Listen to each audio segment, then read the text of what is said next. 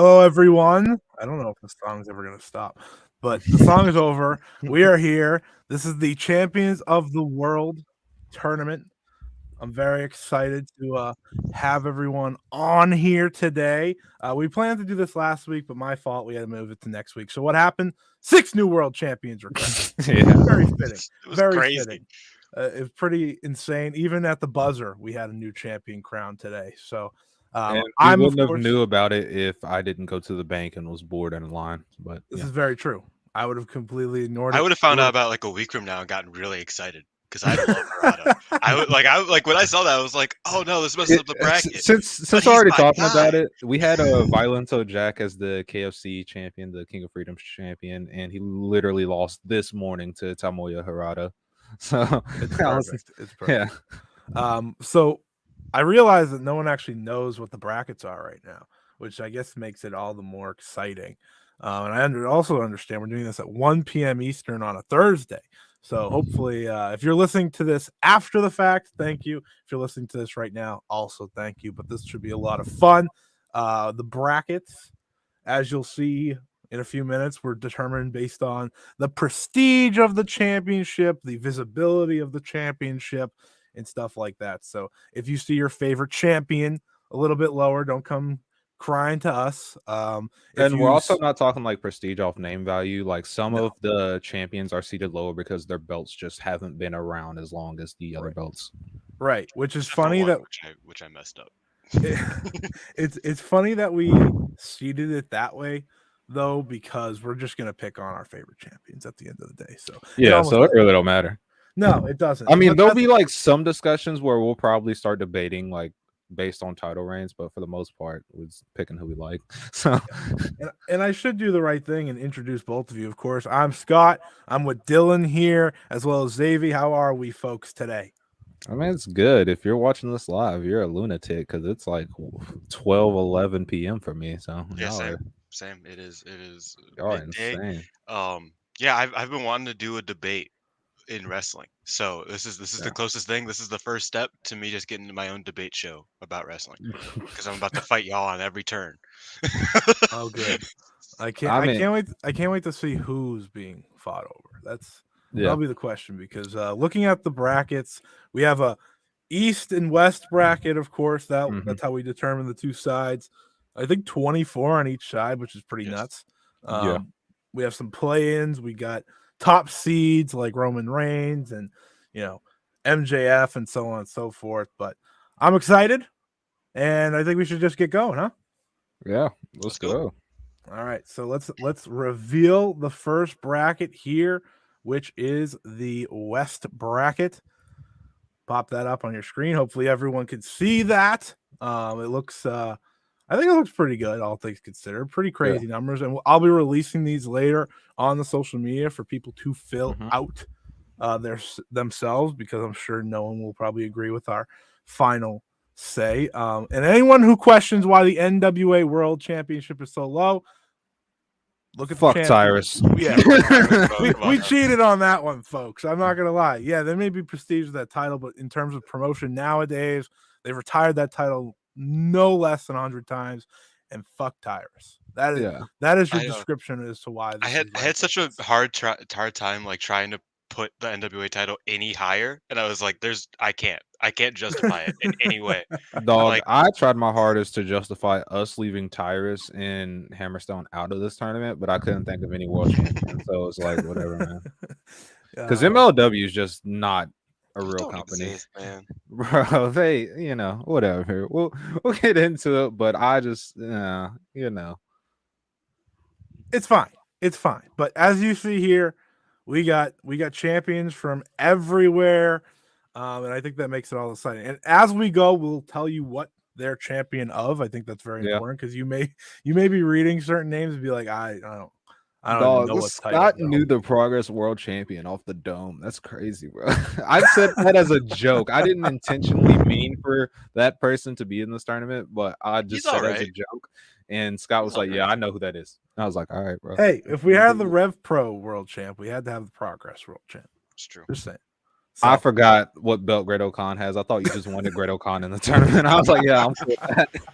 a homie deal. That was just a homie deal. We just like It it. was. King of women, I guess. I don't know.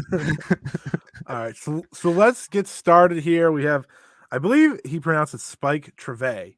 Yes, that's correct. Going against Swerve Strickland. Spike is the Progress World Champion, while Swerve is the Defy World Champion. Swerve was kind of added as at the buzzer as we got deeper into the indies, admittedly, but our bad that not everyone can watch Defy easily. So I think that's part of the problem. I think that's why it wasn't first thing to pop up. But once I remembered that Swerve was a champion, easy addition to the bracket here. And of course, if you're watching, feel free to comment along the way. We got a Tyrus sweep, Sweet.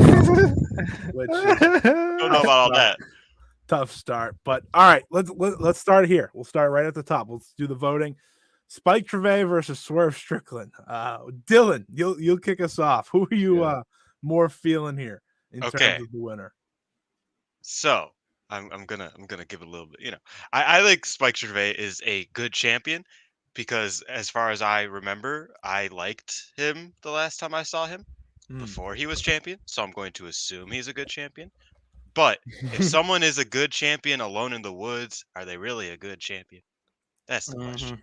Swerve Strickland is Swerve Strickland. He's been killing it everywhere. He's been killing it on the indies. He's been killing it on TV. You can't disagree against Swerve Strickland. It's Swerve. It's Swerve. Xavi.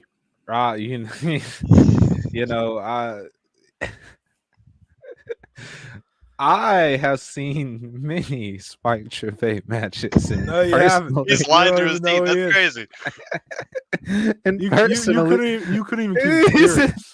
And personally, I think it's a pretty hard matchup to pick here, but I think I got to give the edge to Swerve Strickland because I like Swerve, and that's really my reasoning. That's it. I think that's a good enough reasoning. I think Swerve should be the world champion of everything. So I don't know if I'm the only person that has seen both of these two wrestle within the past year. You did not. I just told you. I don't know about I that. just told you. I'm a big Spike Dudley guy.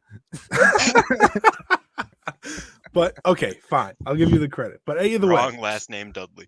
Swerve had what I thought was the indie match of the year last year with Nick Wayne. U.S. Indies, okay, specifically U.S. Indies match of the year.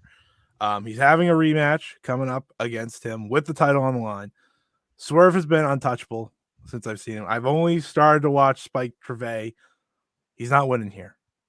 Yeah. It's Swerve. You guys already decided that. I didn't need to talk, but I wanted to just, even if we do decide it, I wanted to hear your reasoning just because plus I think it would have been funnier if you would have went the other route. That's the thing. I was thinking about it because I knew you guys were going to take Swerve, and I'm like, I want Swerve to win, but I feel like Spike needs a little bit of love.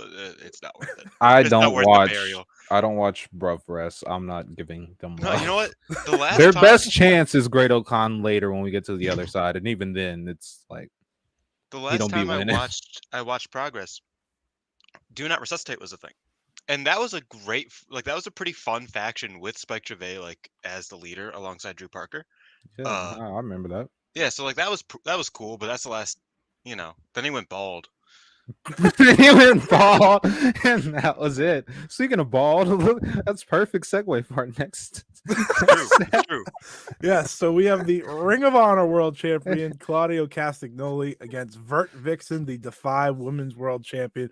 Of course, the Defy Women's World Champion was just created. She is the first ever. She'll be defending against Miyu Yamashita coming up soon. So and she'll be headed to DDT or no TJPW soon. Yes, yeah. She's going to DD. So you messed me up. She's going to TJPW. She's wrestling Aja Kong next week. She's wrestling Miyu Yamashita. I like what I've seen from her. I just haven't seen a lot. Yeah.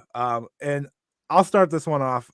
Listen, I think Vert is really making moves out there, but I'm gonna include the Ring of Honor World Title part of this too. There's a lot of prestige in that belt for me that it's hard for me to pass over. Add in that I think Claudio is a great wrestler and a great champion, so I'll be going with Claudio. All right. I mean, that makes sense. Like you said, Vert Vixen's kind of popping off everywhere. And even the stuff she's done on AEW Dark, just standard shit, she's done really good in. I think she's gonna have a really good year, especially whenever she heads to TJPW, because any of the foreigners that have gone over there has made waves one way or another. Hmm. But my hot take for the first part of the show is Claudio Castagnoli is the best world champion in a Tony Khan owned Fed. That is my hot take. And I could see it. I mean, it's not really hot if it's true, but I think Claudio's phenomenal. Like we all like whenever he was in WWE, we're like, oh, I wish this guy was world champion. And he got out of WWE, he went to AEW, went to Ring of Honor, he became world champion. And I think that's done wonders for him. It feels like he has a rejuvenated confidence that we didn't see whenever he was like previously in WWE. It's like, oh, this company really likes me. They're putting all this faith in me. Not only that, like him being one of the first guys who probably in contract negotiations were like, whatever you do with Ring of Honor, I want to be a part of, I want to be in the center of. I think I got to give it to him for all things considered. Yeah, for sure. Yeah, and I mean this is this is kind of a sweep, but I mean it's kind of expected from the 9 seed and the 24th seed. Just but yeah, I mean Claudio's been killing it right now. Even for anybody who's been watching the Ring of Honor show, which is a bit harder to keep up with because there's a lot of matches and it's all on tape delay. Everything I've seen from Claudio on there is great. He's been killing it on AEW television. Just that vibe that he brings, because he makes Ring of Honor when he carries the belt, being an asshole on AEW television nowadays. When he carries the belt out there, it's like Ring of Honor is like of this ruthless, like stone cold killer wrestling, and that is kind of the brand that he brings. And I think he elevates the belt in that way, which is also a pretty, as much as we're saying, oh, this is about just who we prefer, I do think that at least there's means like something, valid reasoning behind some of like, these. Yeah, like that at the very least means a lot that he can make the belt look so good. So yeah, no disrespect to Vert Vixen, great wrestler, but just looking at how they affect the belt, and Claudio as a male wrestler, one of the best in the world. So it's hard to vote again. That second round match, Tony Khan should just run on Rampage. You're right. Why not? I was just looking at that. I was like, oh no, that'll be a fun one to talk about. And I like that we're giving reason, even if like for some, some people maybe reading this, watching this, and be like, oh, that's an easy sweep. But no, there's reasoning. Well, not only that, but because I feel like if we just went on who we prefer more, it's like, it just wouldn't really give much substance to anything we say if we don't have reasoning behind it. Exactly. Next up, with that being said, with that being said, man, Mickey James, go ahead and move Mickey James to the next round. James go crazy. We're not even talking about the Funkasaurus. We're not doing this. Go on. If it's possible to make it so that not everybody in this early round is tied for last place and just Tyrus is last place, that's cool. That's we should do that. Yeah, if that's possible. We back him up a little bit. Give everyone else a vote except for him. I mean, not just because Tyrus is a terrible person, but he is a shitty wrestler, and I don't know how he's a world champion, but the NWA is non-canon. So when your peak is the Funkasaurus, it's kind of crazy. The NWA's peak when they came back was when Eddie Kingston was cutting promos every week, and then people realized he was good, and he's on TV now. So that's probably the story of their run. We got Fox News watchers coming after us, folks. So that's what they gonna do? I don't watch Fox News. It is really funny that that AEW took the two biggest stars, not biggest stars, but like the two real people that NWA could like build a company off of, and took them. And then Homicide is the only one left, and he's like, I'm focused on New Japan, bro. I ain't doing all. I'm giving my bare minimum here. As you should. I will say, just to give Mickey James some credit, since we're just shitting on Tyrus, and rightfully so. As Mickey James is still good in my opinion. Like anything I've seen from her post-Fed, I've really enjoyed. I think she's really good, especially like the match she had with Jordan Grace, where they put the story where she might have retired. That was really good because it was very likely she can retire at any point. So it was a good selling point, and I thought the match was really good too. Yeah, she still has it as the fans will cheer all the time. But I was definitely impressed by that match, and I think she's a deserving champion. She had a really solid match with Masha Slamovich as well on whatever the last Impact special was. I cannot remember the name of it for the life of me. No Surrender, maybe? That sounds perhaps. But yeah, she deserves a spot either way. Tyrus could have been another number of these champions, and I still probably would have favored her. So shout out to her. But let's move to the next round here. Great O'Khan, the Rev Pro World Champion, against Billy Starks, the Black Label Pro Heavyweight Champion. Yes. Um, I'll go first because I'm gonna shock some people here and go with Billy Starks because one, she's been one of those wrestlers that proved me wrong. I'm very set in my ways. If I don't like a wrestler, I'm not going to change my opinion unless like there's some other godly performance. But this year and like basically the tail end of last year when I first started like picking up on some of the stuff she was watching, just because I tried to keep out with some indie people here and there. She's been really, really good, and I have high hopes for her. And not only that, but because although I love the Great O'Khan, but right now he's in a faction where they value Aaron Hanare more than him, and he's Rev Pro champ. I can't put him in the next round. I'm sorry. I love Great O'Khan, beast, but I'm gonna go Billy Starks here. This is the first. I think this was the first disagreement because I'm gonna take over. Scott, you'll have to be the tiebreaker. I'm going for Great O'Khan. I remember like writing about him winning the belt from one of, I think, Soraya's relatives. I don't know, man. I think it was one of the Knights. No, because like it was really funny because the uncle of the champion had to defend the belt because the champion was injured. And Great O'Khan still beat him. I am not joking. This is not a joke. This is not a bit. This is 100% true. Okay, that is how Great O'Khan won the valid. belt. Your pick is valid. And I'm just like, bro, when you start beating up family members for a belt, that's when you really gain my respect. Saving a woman from assault, that's a great thing that Great O'Khan did. Him beating up an uncle. How did these two connect? It's so good. Him beating up an uncle. That's how you truly make your name in this business. So I'm picking Great O'Khan. Billy Starks is cool. I respect Billy Starks, but if you're looking to make it in this business, you find a wrestler's uncle. Somebody's uncle. The shit out of him. Yeah, that's what's necessary. All right, Scott. All right, so your reasoning was wild. Yeah, absolutely wild stuff. I almost made me want to change my pick because that's insane. But so the way I look at this one, and I thought this was maybe the toughest one of the first round. Well, actually, at least on the American side. Well, I mean, we have one later.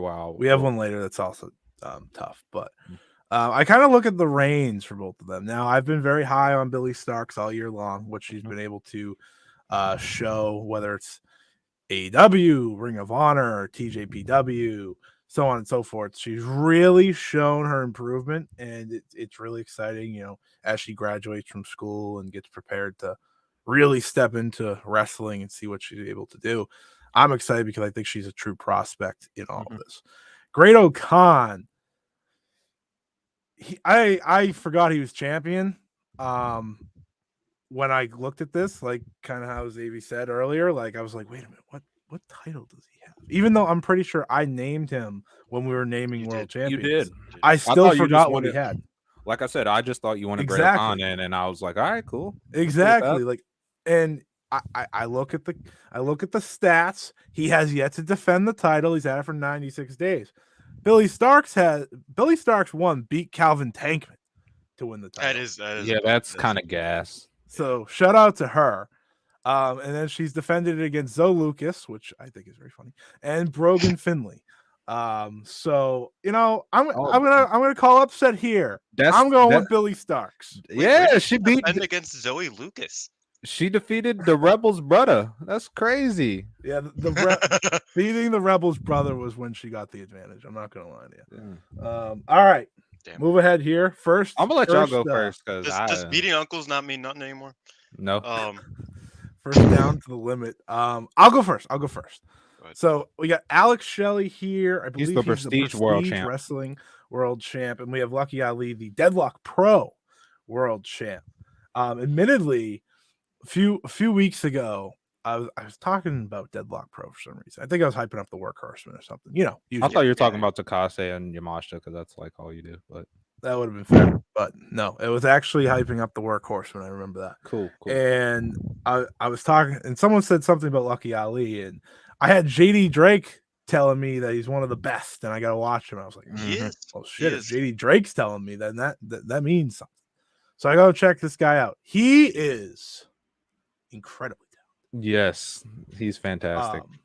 This bracket's and messed up for putting him against Alex Shelley. That's what this is where I'm gonna say this is one of the toughest matchups of the first round, because Alex Shelley as an indie wrestler is legitimately phenomenal, because he'll be the babyface Motor City Machine Gun, or he'll come in and be Impact. like a dick heel, right? And then on the indies, he is an absolute prick.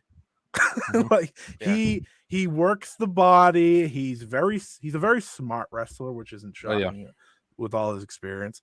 And I think the only reason I'm going to go with Shelley is because I've seen more of his matches. I've seen him more as champion. I'm more used to him.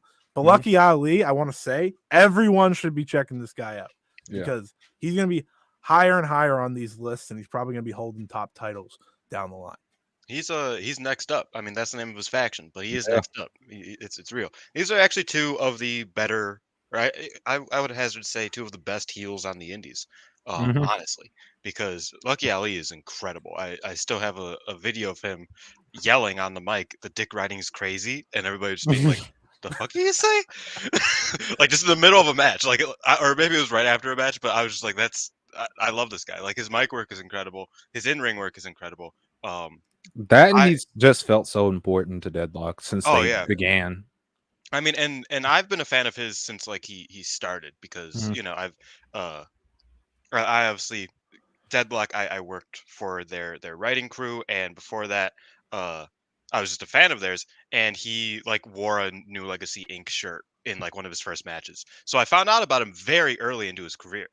And so I personally have a lot of investment into this guy. It's one of those people that's like, oh, I think he has something, right? And I said that years ago, and now he's actually doing a lot of great stuff. His promo work is insane. It's incredible. So regardless of, Alex Shelley has all of the history and whatnot, and I won't be upset if he moves through, but I feel like I need to give Lucky Ali his flowers here because he's incredible. I respect that. I have a feeling I didn't want this to be a shutout. I did not. Want this no. That's what I mean. So like Xavi, if you pick Alex Shelley, I was on like it's very easy to pick Alex Shelley in this one.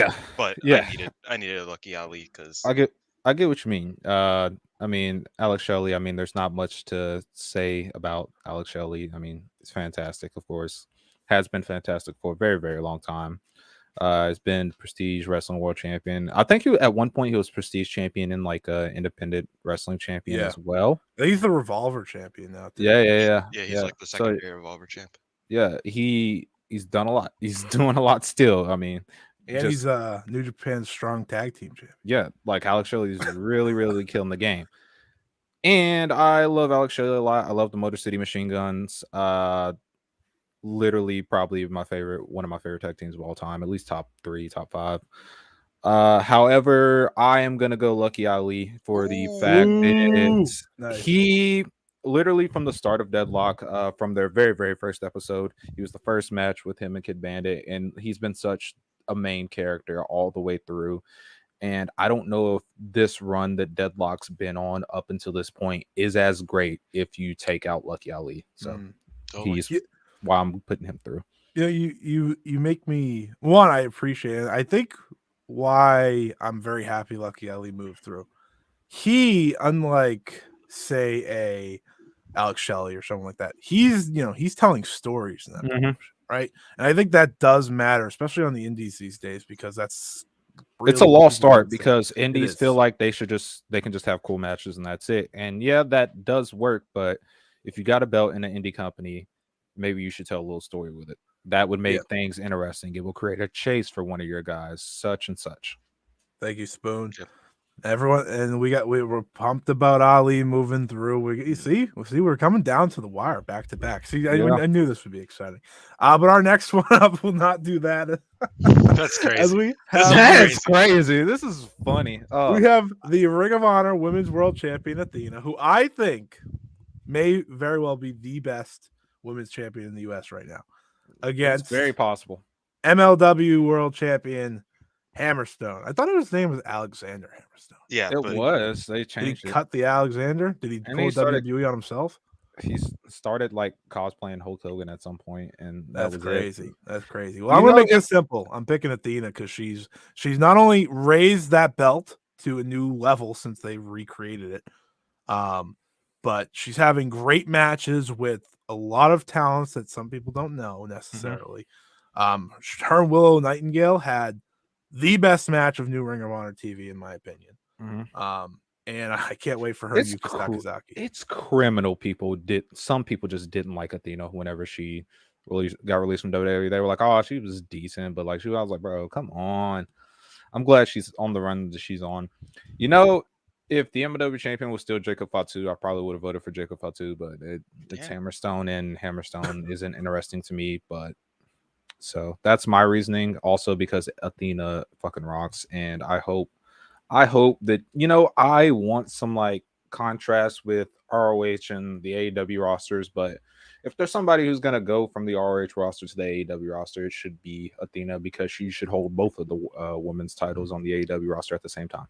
Anyway, I'd argue that if you vote for Hammerstone, you are racist. There's no other reasonable answer to this than Athena. Like it's ridiculous. I mean, like, have you seen Hammerstone? Come on now. Like, I agree. Jacob Fatu. what do you Jacob mean? Fatu was cool. Jacob Fatu He was cool. invented the Hiroki Goto Shoten Kai. Shut up. That one time he invented it. All right, we're moving on. We're moving on to one of the toughest matchups. This is probably the toughest of the first round, in my opinion. We got Masha Slamovich, the GCW World Champion, against the Deadlock Pro Women's World Champion, Emi Sakura. This is the first match I've seen in this like bracket that I need to now see in the ring. Yeah. I'm surprised that hasn't ASAP. happened.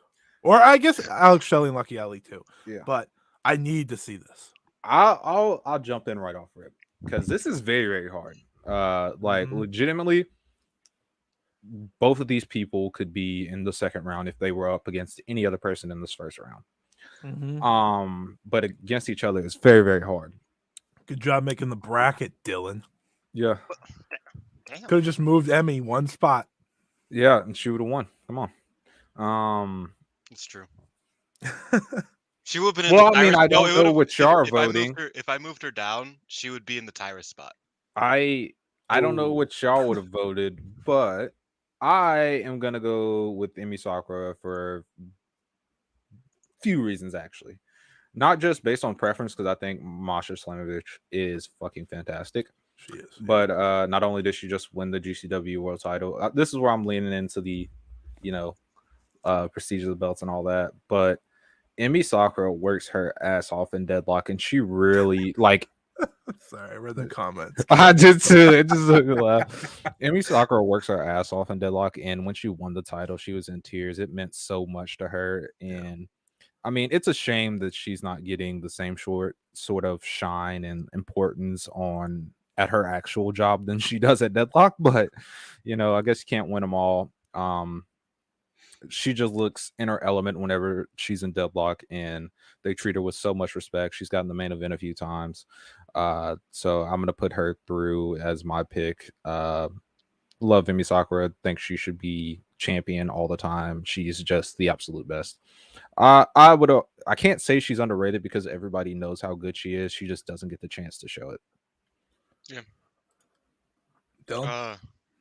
This is hard because it feels. It is. It's very, very hard. Like even when I look at it, it's like, okay, when I'm leaning one way or the other, I don't want the other person to go out first. Like, does that make sense? Where I was this sucks. I don't like this.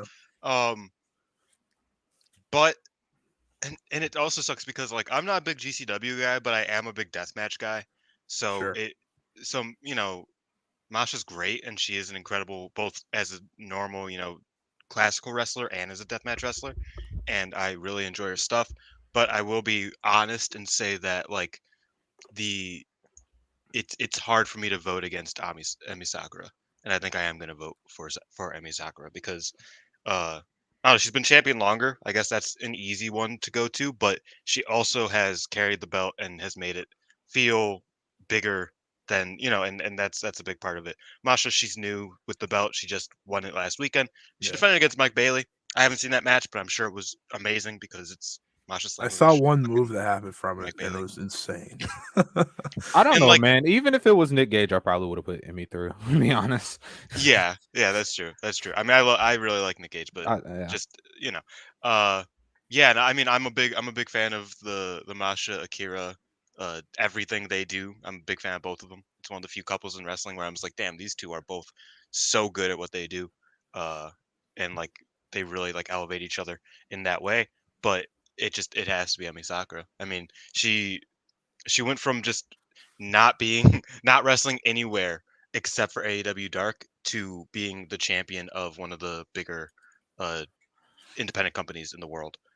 So that's dope in my opinion, and I'm happy for her, and I think she's been killing it. So yeah. Come on, Scott. Let's get a. I want to hear your rants on this. Yeah, so with Emmy, I hold Emmy Sakura at a high regard in terms of all time Joshi, let alone now. I think her stamp on the business will be appreciated for decades to come. Not only through the She's wrestlers she's like trained, but through what she's created. With she's Ice in that like Ribbon, Ultimo Gato Move. Dragon realm Yeah. where she's Yeah. been great forever. She's trained a lot of great wrestlers. She's had several companies, and she's in that realm. Sure, exactly. And I think Masha Slamovich is going to be on this list or this bracket if we do it, year after. If we were to do this year after year, she would be on it many more times. Oh, for sure. And she just won the belt, and I think that actually hurts her more than anything else here. Yeah.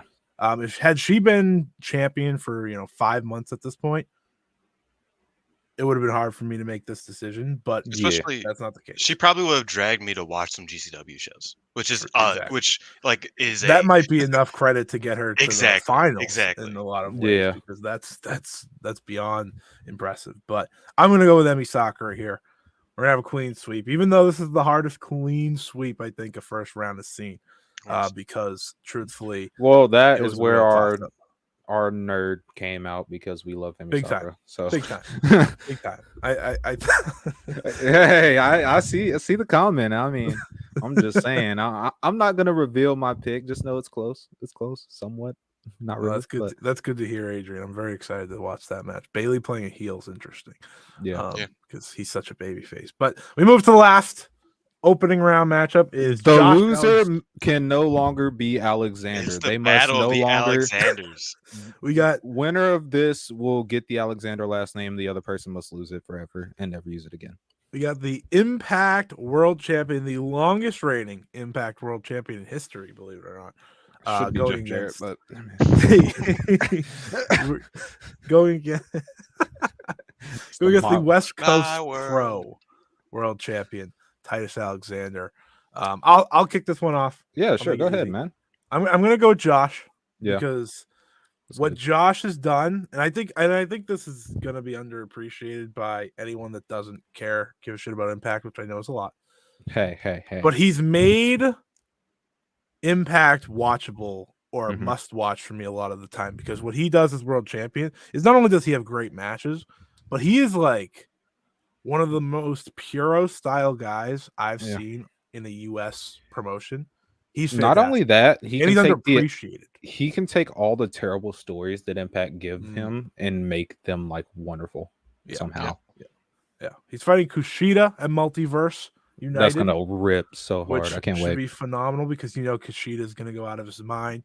I can't wait for that. But Josh Alexander, you get my vote, man. Hell of a run so far. Deserving to move on, in my opinion. So I think I saw Titus Alexander the first time when I went to King of Indies last year. I like Titus. Yeah, he is really, really good. Usually whenever I get hyped up on an indie guy and I watch them, I'm just like, yeah, whatever, dude. But Titus is not one of those people. Titus is very, very good. And he's going to be very, very good for a long time. And while he's the face of West Coast Pro, I think it's hard to vote against Josh, just because, like what you said, what he's done for Impact and for the world title. Because, I mean, the world title in Impact hasn't been, like, the scene hasn't been stable forever until he got there. Like, even whenever they did have some long reigns, the scene was just kind of all over the place. So have to give him the vote just because also, like you said, some of the stuff that he does will be underappreciated by people who don't watch or care. But he's done some really great stuff and have to give him his flowers for that. Yeah, I concur. Words. I concur with both of you, because I am a big Josh Alexander fan. I am one of those people who does not care about Impact Wrestling, but everything I've seen from him outside of Impact Wrestling, I've loved. And everything that I have, ended up watching from Impact Wrestling, I liked mostly because of him. Like Mm-hmm. uh, the the women's division of Impact Wrestling has always been kind of like maybe not always, but for a long time has been what carries it. But Mm-hmm. whenever they fall flat, Josh Alexander is good enough to carry it, like to be that consistent, You right? damn right. Yeah. So big shout out to him. I don't watch a lot of Impact, so I can't say that he's like, this godly champion, but every single match I've seen from him is really good. So that counts for something. I remember my local indie in Chicago, AAW, they used to be champion, and he had some incredible matches there. And this He's a was great years ago indie before wrestler. he even got like to that next level. He was really good at that point when I got to see him. So yeah, shout out to him. Really good wrestler. Titus Alexander, I haven't seen much from him. I know a lot of people are big fans. I haven't seen much of it, so I can't be fully one way or another on him. Yeah, he's an impressive indie wrestler, along with being a great TV world champion, which I think can be underappreciated. And he's the type of guy that if you put him in a G1, he would thrive as well. Yeah. For example, or put him in any type of tournament like that. So maybe he'll get that day one day. But we're gonna start here at the bottom because I think the bottom kind of has some clear ones to me along the way. Not for me. I'll go.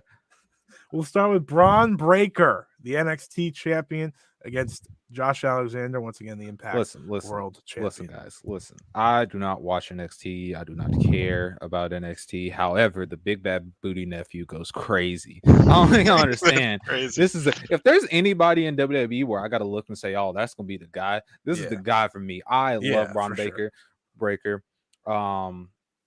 I know we just sung Josh's praises and all that, but there's no way you're about Braun Breaker. I'm about to do this because Braun Breaker made Shawn Michaels NXT watchable, and that should get him so many awards. I'm voting Braun Breaker. Fuck yeah, big bad booty nephew up, baby. You already know. That's crazy, Dylan. If Cameron Grimes was champ, I would vote Cameron Grimes, but nah, I'm sticking with Josh Alexander. That's still my guy. That's fair. So I want to give Braun Breaker credit because I think like the online mindset towards him is incredibly wrong. Well, that's because there's tribalism between both the top companies and the fans are fucking stupid. Anyway, I just want to I want to add that he is going to be a superstar and rightfully so. He's already very good. He's like doing dives over the top. He's looking to get better every match I see him. Mm-hmm. And he has a big match with Carmelo Hayes this coming next weekend. That should go crazy. Next Saturday, which should be great. That's an actual NXT main event that I'm looking forward to. It's been a long time. That being said, I can't go against Josh. That's fair. I can't do it only because Josh they've been champion just as long, pretty much. If I remember correctly, I think Braun just a little shorter. Listen, I gotta get, like I said, I went Braun because he made me somewhat interested in a Shawn Michaels book product that sucks. So, Emi Sakura, the 19th seed, going against Charlotte Flair, the number 3 seed, SmackDown Women's World Champion. So there's a lot of things to consider here. Charlotte Flair is married to Andrade, and I really like Andrade. That's a statement. She also hangs out with Rush and Rush's wife, and I really like Rush. I guess by connection, she probably will eventually hang out with Naito, and I really like Naito. And for that, I am gonna vote Emi Sakura. Okay. I was gonna say, I don't care how ungovernable she is. It ain't enough. Listen, I am one of those people who don't hate Charlotte Flair. However, I'm not putting her over Emi Sakura. I love Emi Sakura too much. I would put Emi Sakura over most people, so I'm putting Emi Sakura in the next round. Yeah, I think Charlotte Flair is fine. I think she's arguably she's underrated because she has good matches, but she cares, she ain't cared. She doesn't care, and I also don't care. So it makes her matches like just kind of empty, even though like I can recognize she can put in good work. You know, I mean, I think that's the Have you big watched statement the there. cartwheel clothesline that It's pops always up? bad. I did see that. I did see that. She don't care. I just told him, man. And to be fair, the thing about WWE champions is that like it's easy to block out the bad because I don't watch all of the bad. Yeah, Sure. I mostly just watch the good. You know, Mhm. like the biggest memory in my brain out of Sami Charlotte Zayn. Flair. Yeah, the biggest memory in my brain of Charlotte Flair is like her bearing Asuka, and that was a great match. You know what I mean? Like, say what you will, that was a really good Charlotte match. is ready for Asuka. And then John Cena runs past them. Like, what the fuck was that? Okay, that's not the point. That's not the point. Emi Sakura wins here, but Charlotte's not bad. That's my point. Is Charlotte on her good days is quite a good wrestler, but she's WWE is nowhere funny to think nowhere about close to Emi sometimes, you Sakura. know? Oh, 100%. All right. So, shockingly, it's 2-0 heading into my pick, Biggest and I am someone who does not like current Charlotte Flair. I think she has, and don't get me wrong, she doesn't care anymore either. I'll Yeah. add that in, no doubt about that. But she has gotten worse every single year Yeah, for the past 5 years.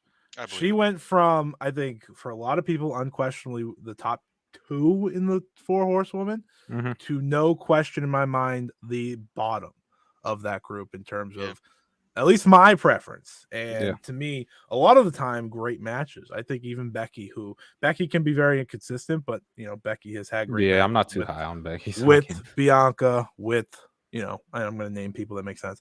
But like the last great match I can name for Charlotte. Oh, I'm already stuck. I don't even have one. Maybe that Oscar match. What came first, Evolution or Oscar match? The Asuka match, I'm pretty Yeah. sure. That came Was the first. most. Wait, no, that was the most recent. Oh, what about that Survivor Series match where she beat the shit out of Ronda Rousey? That was Yeah, that was pretty gas. beast. So maybe it's that. Either way, that's a long time ago. Yeah. Emi Sakura, I can just go back to like 2 months ago with Jamie Hayter if you want a TV match. Yeah. I can go pretty She much had a good anytime she has a one with match. Mizuki last year. Yes. Yeah. It was really good. She's excellent. I'm going with Emi Sakura. I'm gonna go with Legacy here, and you know, I don't even know then, why that's Scott Emi. said shockingly it's 2-0. Like me and Dylan aren't Emmy Soccer nerds. That was but it was a joke. I understand it was. That's Okay. the biggest upset so far is a 19th seed beating a 3rd seed. So Anyways, we got the next matchup here. This one's exciting. Ooh. We yeah, have I like this. Roxanne Perez, the Prodigy, against Athena, Ring of Honor Women's World Champion. So NXT Women's Champion versus Ring of Honor Women's Champion. And I'll tell everyone right now, I don't give a shit if Roxanne Perez is fake, not champion. She's champion until I'm told she's actually not, because Shawn Michaels made no sense.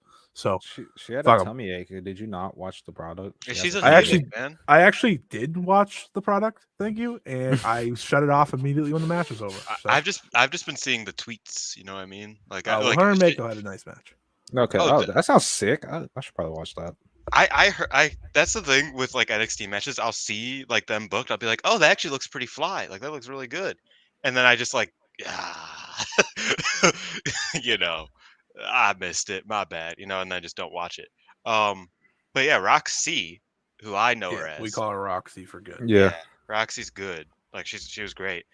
She's one of the like biggest misses by every other company from outside. This is of Tony WWE. Khan's biggest miss. Yeah, it's Tony Khan's biggest mix, Biggest just sitting there. miss, and also, you know, it's a shame that she got signed like right at the tail end of COVID, so she couldn't go to Japan because I'm sure yeah. any Yeah, it of the hurts. Japanese companies It would hurts. eat her up, right?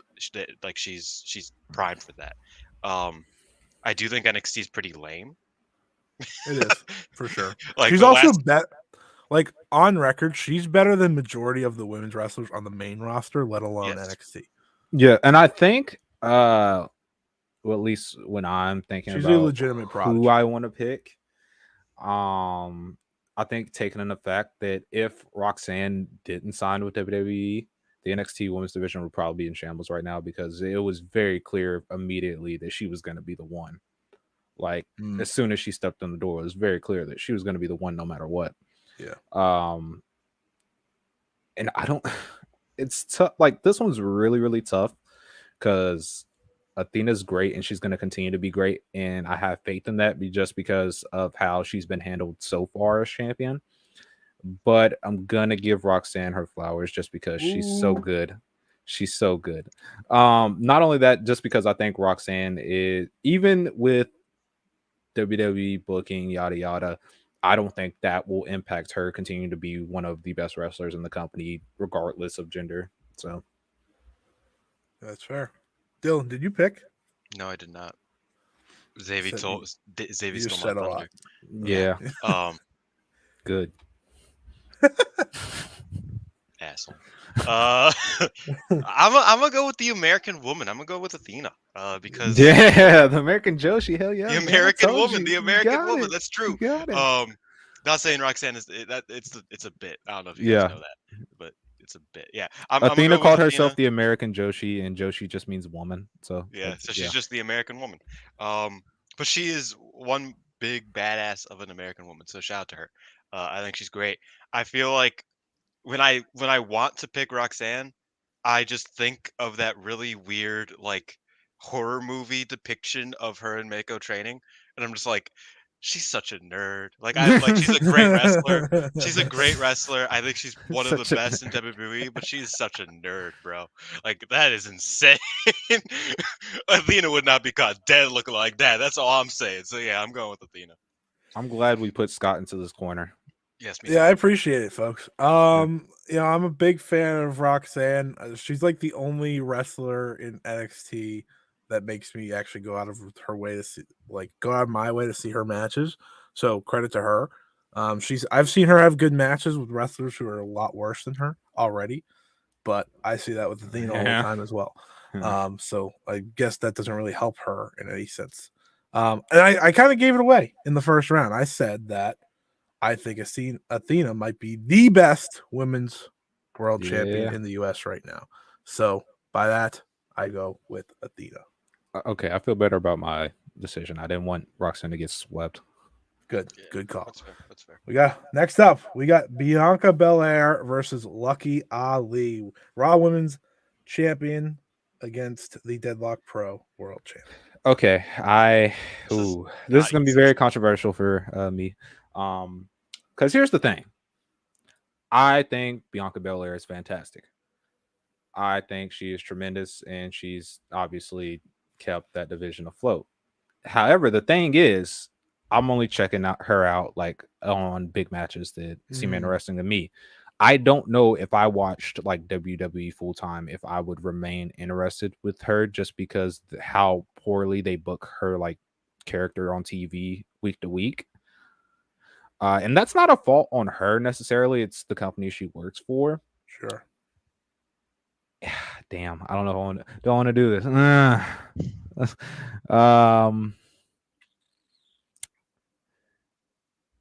I feel like Bianca's the right pick. However, like I said, I don't know if I would like her week to week. So I'm gonna vote Lucky Ali. Yeah, I'm gonna vote. Y'all probably vote Bianca anyway, so I don't feel bad about this pick. I'll go. I'll let Dylan make the decision. Yeah. I think that's more fun. Yeah. I'm gonna go with Bianca Yeah. because I think Bianca has been the everything that WWE's needed, especially with Mercedes leaving. Yeah.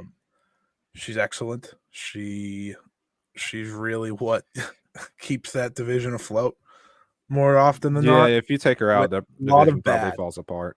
Let me add, with a lot of bad. She's not given a lot of good things, and like even the story with Asuka has been bad, but I know the match is going to be stellar because of who those two are.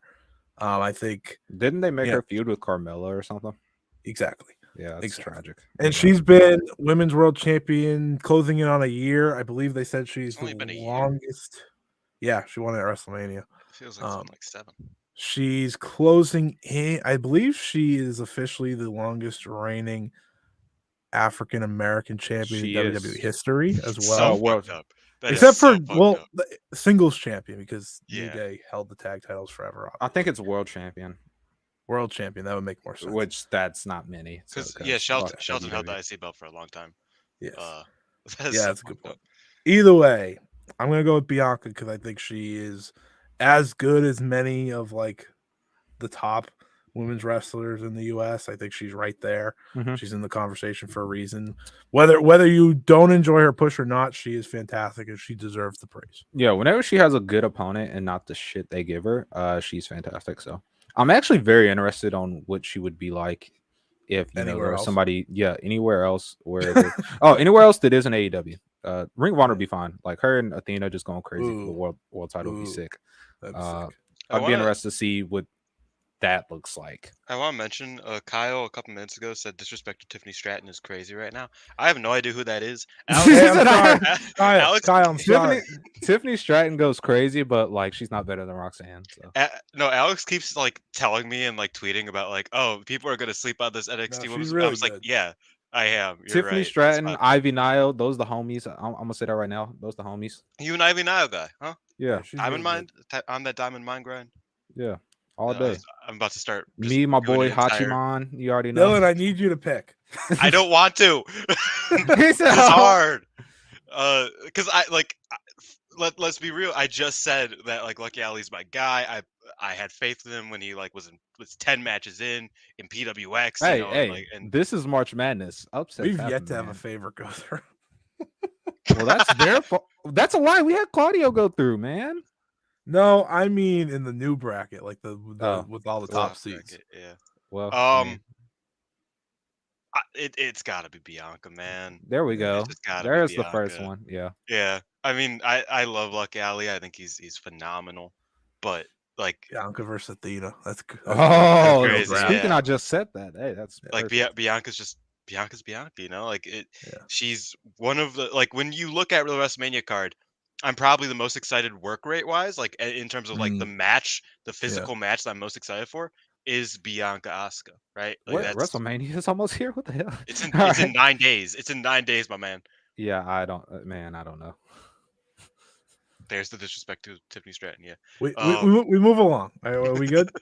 Yeah, we good. Jamie Hayter versus Billy Starks. I'll make it easy. I think Billy Starks is great. I think she's a great prospect. Yeah, we know Jamie Hayter. Jamie Hayter has single-handedly given the AEW women's division a little life.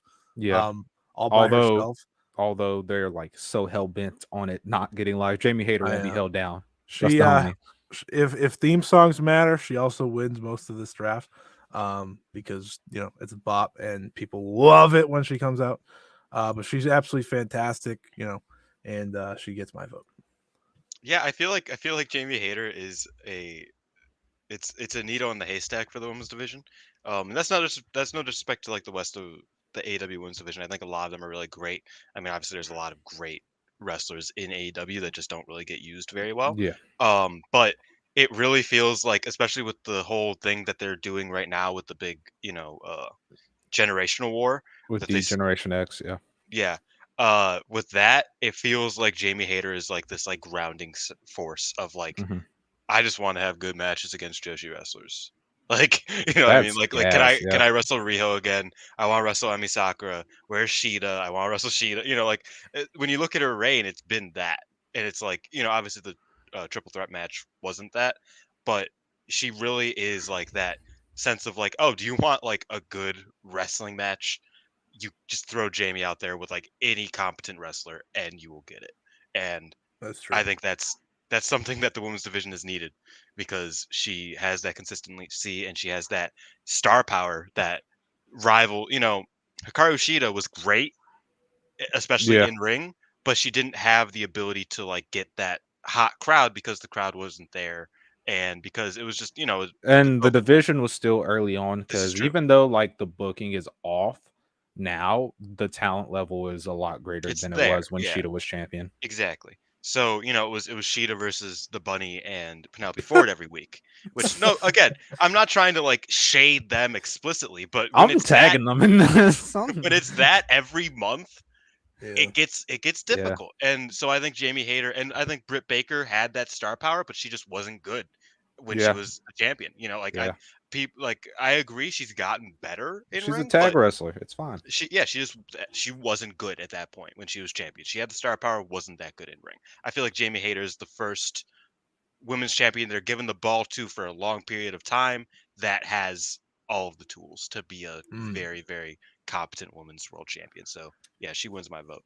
Yeah, I shout mean, out Billy Starks. yeah, Billy Starks is great, of course, and although Jamie Hayter is dodging Nikki Ryo Mizunami, that's fine. That's true. That's true. You're right.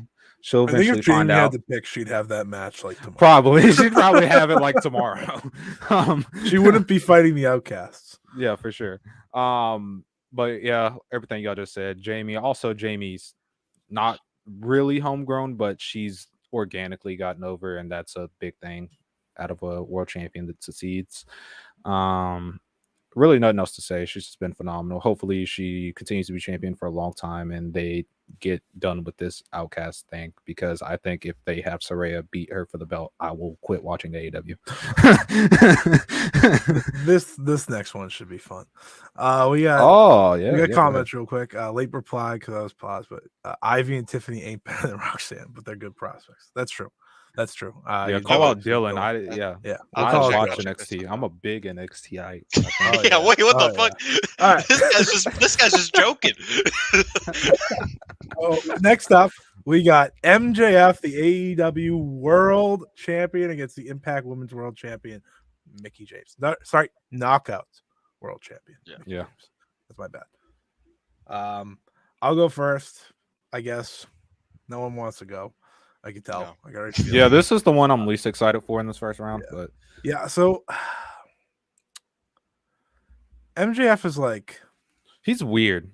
He's a weird guy. Like sometimes he looks like, oh, he's really good, competent main eventer, and other times I'm just like, this guy fucking sucks, man. Yeah. So the last time I saw him do something, he wrestled Bryan Danielson. And that's probably good. I mean, although it was 60 minutes, and that scares me, but yes, 60 minutes is terrifying.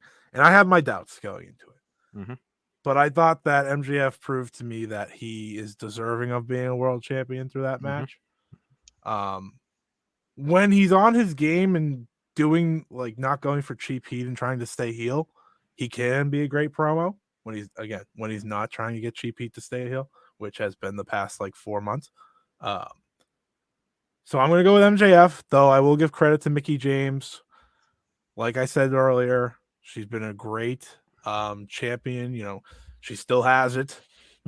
She's been nothing but impressive in her return to Impact, and I hope she keeps moving along, though she should lose the title to Masha, because Masha should be absolutely love Mickie James. I was so close to actually voting Mickie James on this one, just because I'm like so hit or miss with MJF, where it's just like, yeah, MJF because Mickie James forever. Hell yeah. It's a win for Mickie regardless. Yeah, I mean, that's true. I was so close to voting for Mickie James because, like I said, I'm so hit or miss with MJF, and also same with AEW TV. So whenever I'm like tuning in, MJF's usually bad. So it's like, but like I said, love Mickie James. Hopefully she gets her Mercedes Moné match at some point. This popped me. No, this is a good reason. Only putting MJF through because Nick Aldis stinks. No, that's a good reason. That's a good reason. No, that's very valid. I mean, if Cody Rhodes had it his way, Nick Aldis probably would have been like in AEW. So I'm glad Nick Aldis is dumb and took that NWA check for a little bit. Well, he's gone from there now. I don't know what he's. I mean, yeah, it came back to bite him, but he surely turned down an AEW contract in the infancy. So, who's laughing now? But yeah, I'm gonna put MJF through just because when he's great, he's great. Even when this past couple months as champion, usually on TV, it's usually not very good, just because he has those promos that make you want to turn off the TV, just because he's trying so hard to grasp something that's just not there. And Tony Khan probably should have just turned him face. His best work, and what I think is some of the best work AEW's had, is his work with Punk. Oh, easily. Far. Yeah, easily. And I think that's the MJF we should be seeing. But when you're trying to keep yourself heel, I guess you'll just do the low blows and stuff. I know Punk's a polarizing topic, but you also got to take in the fact that Punk is a very, very good promo and a very good person. Punk was on this list. I would never not vote against him. So everyone get over it. Still, like, he's very polarizing for some fans, but I like Punk, and I think I was there live when Punk cut the promo to announce that they were gonna have like the dog collar match or Oh, whatever. the And Valentine one. he was like, "Will you be my?" Yeah, I was there That was live good for that shit. one. It was so good, and it's just like when he has someone like that to bounce off of, Yeah. it's really good. Yeah.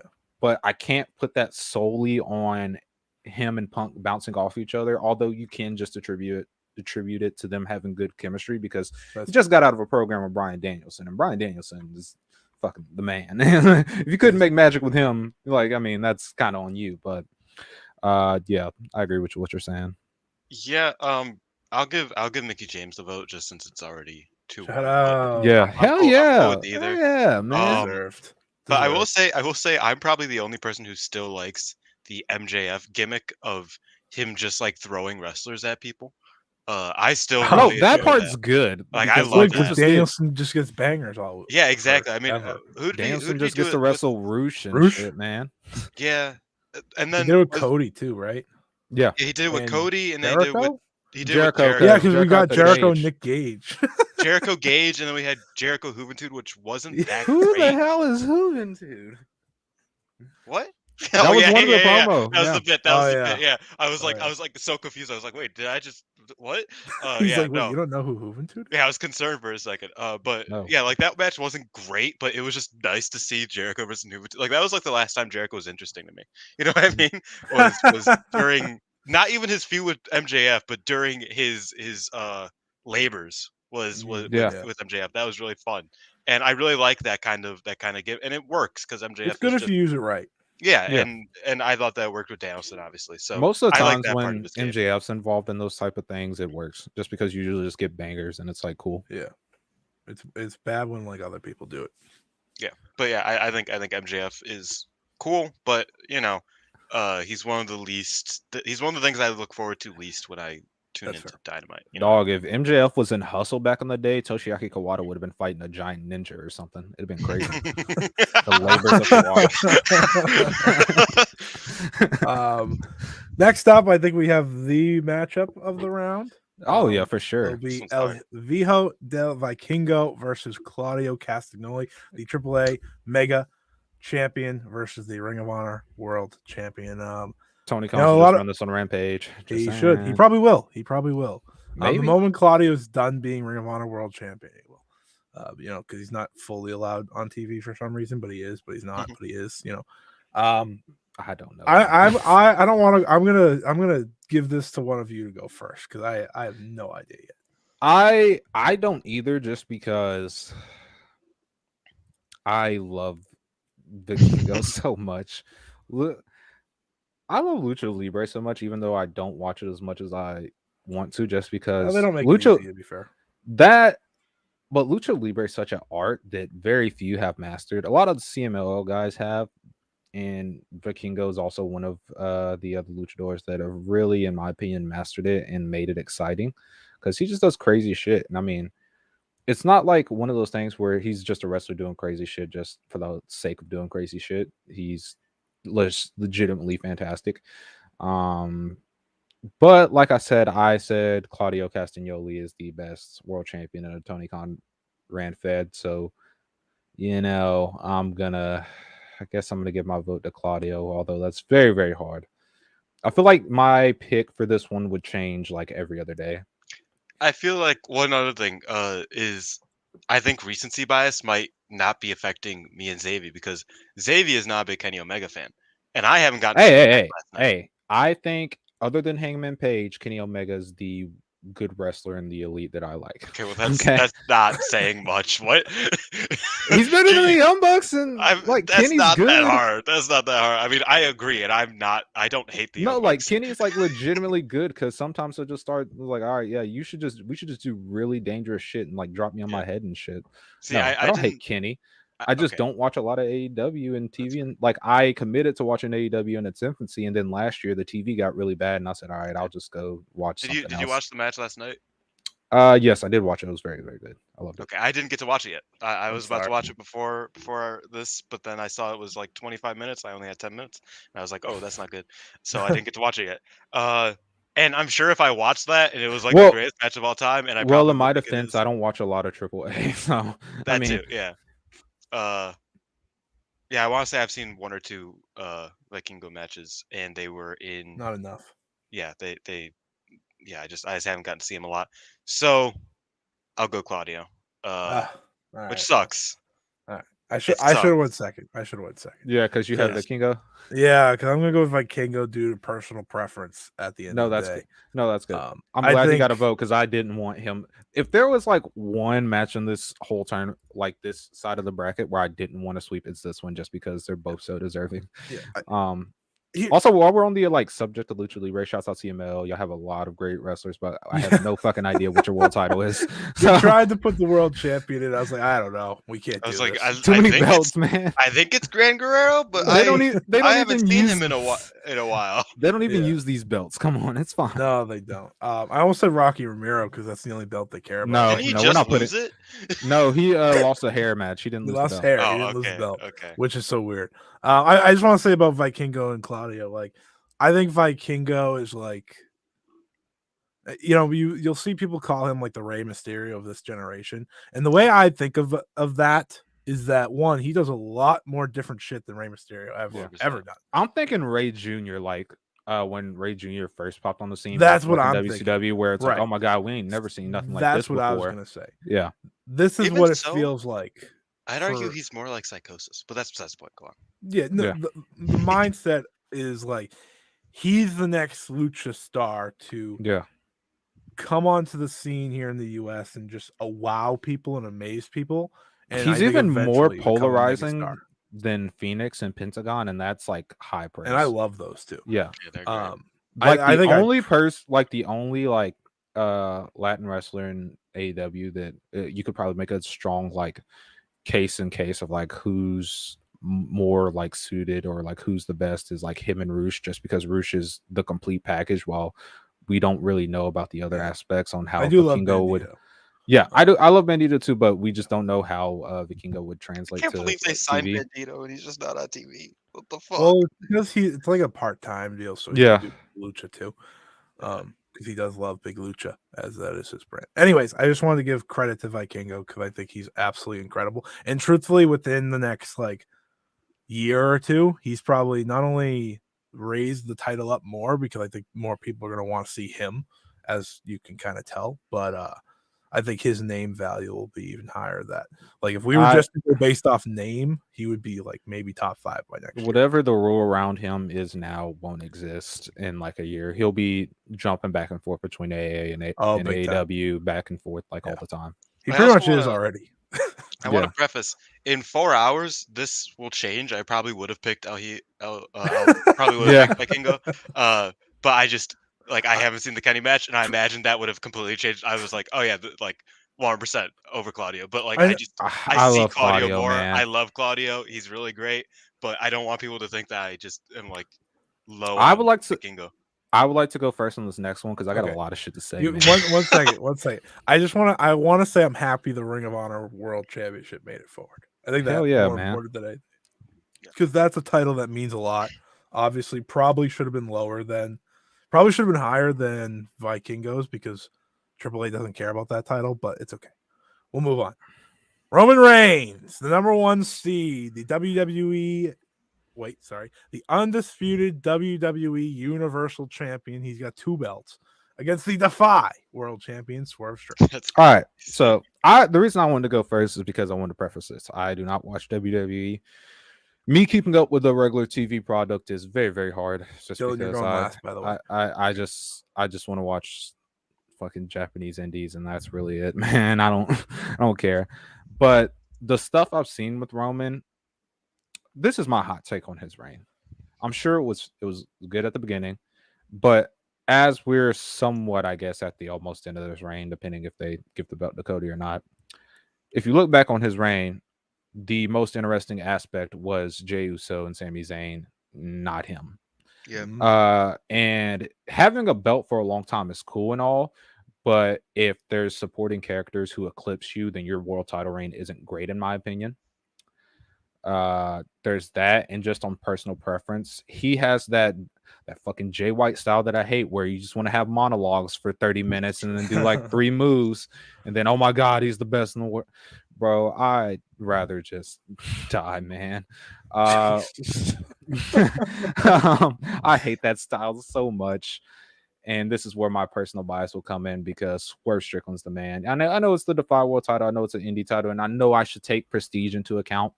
But I think Swerve Strickland is going to be a generational talent. He's already shown that he's got mainstream, like that mainstream attractiveness that Jade has, where she's linking up with all these celebrities. Swerve is doing that constantly every week on and off TV. That and everything he touches is gold. They tried to deal him a raw hand by giving him two guys who are not at all good or crazy. TV ready, and he still made it interesting just because he's the man.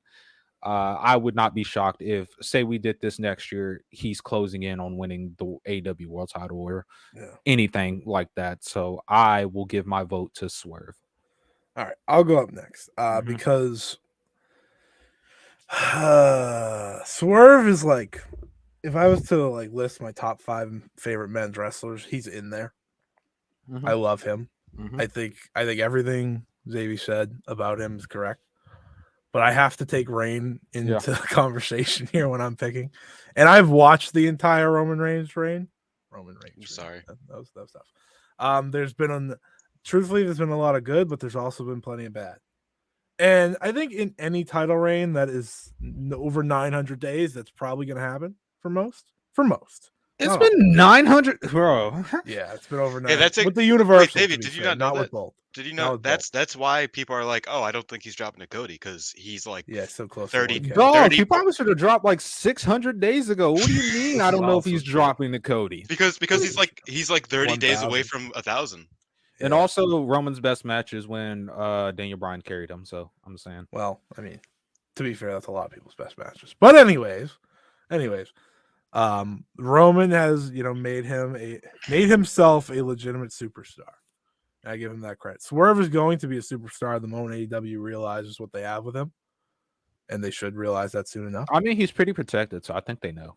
He's protected, but all of his wins are like via Trench helping him or whatever the hell the guy's name is. Talk about man Trench. Trench, and I think those two are gone anyway, so it doesn't matter. But like he's had no run. He lost to Dustin Rhodes via DQ. Like they need to realize he's the guy. Just go with him. So for now, just because I don't want the sweep with the top seed, I'm going to pick Roman Reigns because I do think that Roman's done a great job in making himself a superstar, helping WWE make a ton of money. And I'll take all that into consideration, as well as being a double world champion. I think that does matter. Also on the subject of Swerve, I think they've actually done a pretty solid job with his and Keith's feud. Although it's been pretty long, like it hasn't overstayed its welcome. That it was still going on, so thank you for reminding me. They haven't had their blow off yet. No, they haven't. No, I don't even know when they're going to. They should. I don't know. I mean, it should be soon, but it feels like it should also be like on the main card of a pay-per-view with like maybe the opener of whatever the next pay-per-view is. I was thinking. I mean, if they're doing the Owen again this year, which I don't know if they are, but I was thinking just do the finals of the Owen. And that'd be a good call. I mean, since you just said that, it's going to be like Jericho and somebody. So thank you for that. It's going to be Jack Perry and. He's in the championship feud, man. He can't be doing that. Well, I think that's a good point. Is the Owen end at Double or Nothing? It's usually. I don't know if they're doing the Owen. All right, so you might be right. I think there has not been a single. Like molecule. Tony Khan will remember like 2 weeks before and be like, here's the tournament all in 3 days. And it's gonna be like Brian Pillman Jr. and like, why is this happening? Yeah. Anyways, make your pick. Yeah, Dylan. We've been here for over an hour, folks, and we are not even halfway through. That's the concerning part. Listen. No. This sucks because I'm looking at Roman Reigns' cage match of all the championship matches, and I just hate it. I hate it so much. Everything about it. He's beaten everyone. He beat the Fiend for the belt. Do you remember that? Yeah, 2020. Those were hard times. It was like a week after SummerSlam. Those were hard times, brother. You know what? Roman can beat Cody if he drops the big Omos with the gold chain. Yeah, I'm down. Why not? Are you an Homo sapien? He's an Homo sapien. I am for sure. Yeah, Roman beat Braun Strowman and The Fiend before they both got fired and retired. And then he think went Bella on Love to he went might on give some him credit. monologue against Jey Uso for 25 minutes, like 4 times. Well, like his granddad was. Their He first found match, he their found a second match is too way much. to have terrible matches with Kevin Owens 5 times. Kevin Owens, one of the best wrestlers on the roster, in my opinion. No, that's valid. KO's the man. Like he genuinely had the worst Sami Zayn match I've perhaps ever seen. Maybe not ever seen. It was always going to be the worst Major. because Sammy was always losing. So, And it was but not always gonna even be the that. worst. It was deflated, and it just To didn't be fair, it feel. was never going to be able to be good if he was losing. No, Yeah. I think that it could have been good. I feel like if Sammy Dog, had there like a was bit more no hope, way. there There it was felt like no there was just no way. hope. It felt like the hope spot for Sammy was like 20 seconds, and then it was just like, No okay, wrap matter up, no we're out. matter how much hope they gave them, as soon as that 3 count would have happened, it would have been over. Yeah, to some degree. And he wrestled Riddle. Oh man. There's a Finn. This is Can you just make bad. your pick? I hate this. No, I hate this because I have to pick Roman. Because you noticed. No, because you noticed that when we were talking about Swerve, we were talking about his AEW shit and not his Defy shit, and that's the Yeah. champion. That's the championship he holds, That's right? true. That's And very true. when you guys were talking about it, I'm just like, we Bro, can't pick this Swerve. sucks, man. I agree. I don't want to pick this, but it's like that's He makes a good point. garbage. I don't think we said a single word about the Defy. and he's had good matches in Defy. Like that's the He thing. has. Like we could have talked about Defy, but we didn't. No, what? This dude It's over. sucks. It's Come over. We're on. moving on. We're moving on. Emi Sakura versus Josh Alexander. We're such nerds because I think we Emi all know Sakura. what's about to happen. Is that your pick too, Scott? It's I'll yeah, give Scott, you know what? Just for the sake of the look of this, I'm going to give Josh one. yeah, I'm going Emmy too. I'm sorry. Yeah, I'm sorry, bro. Like Dog, I am, Emi Sakura is probably about to go to the finals. bro. You can't have one of the best wrestlers of all time being booked by like people Oh, I okay. know. Oh, you know what I mean? Next couple are like actual, like really good ones. So, We got Bianca Belair versus Athena. hey, y'all go first. No, I'll be last. I'm cool. Do you want me to go first, Dylan? Yeah, go. Yes, please. Yes, please. All right. Oh, well, I talked up Bianca Belair a lot. But again, I know where you're going. So I gave the answer at the very beginning of this whole thing. And I said, not Emmy.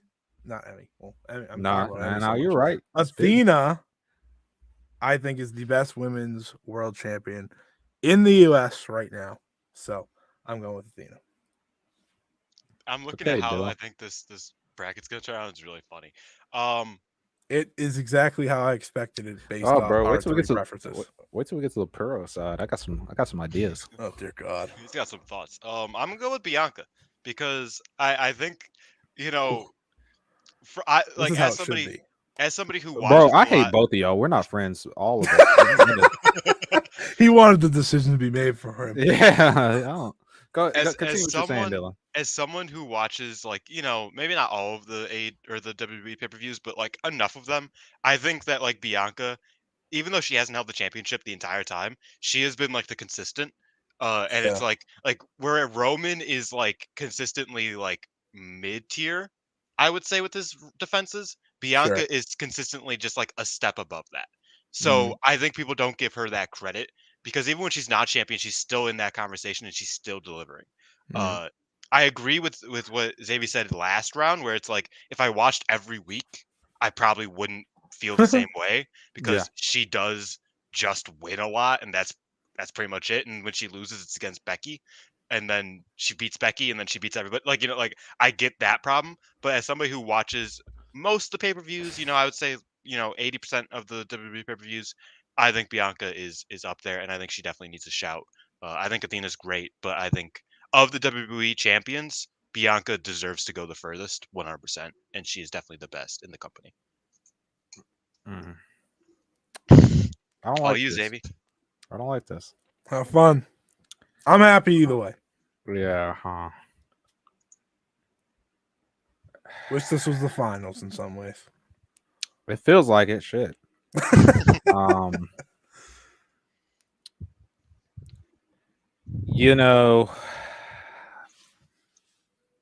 Athena's been a good champ.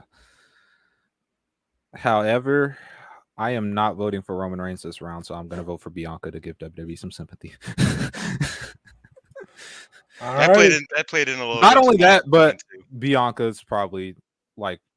I know how we talked about Roman has made himself a superstar, but you could put Bianca in that same category because I feel like anytime I think about what some cool matches people in WWE could have outside of it, it's usually like Bianca versus whoever I'm rocking with Joshi wise. Like Bianca versus Rina Amakura would be fucking sick. Anyway, that'd be wild. It's crazy. That's the first thing that comes up, but I agree. That would be dope. Hey, I'm in the trenches for real, but this is I like. We got the all AEW contest here. We got MJF, the AEW World Champion, versus Jamie Hayter, the Women's World Champion. I would love to go first because y'all ruined my life last round. Hey, that was your call. Well, I had a feeling that I thought you and Dylan were going to pick the same. Whatever was going to happen, whichever way you were going to turn, I felt like Dylan was going to take that. So here's the thing.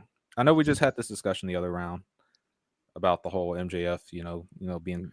Everyone's waiting just for the Puro side of this, by the way. Good, because we've taken an hour and a half on this.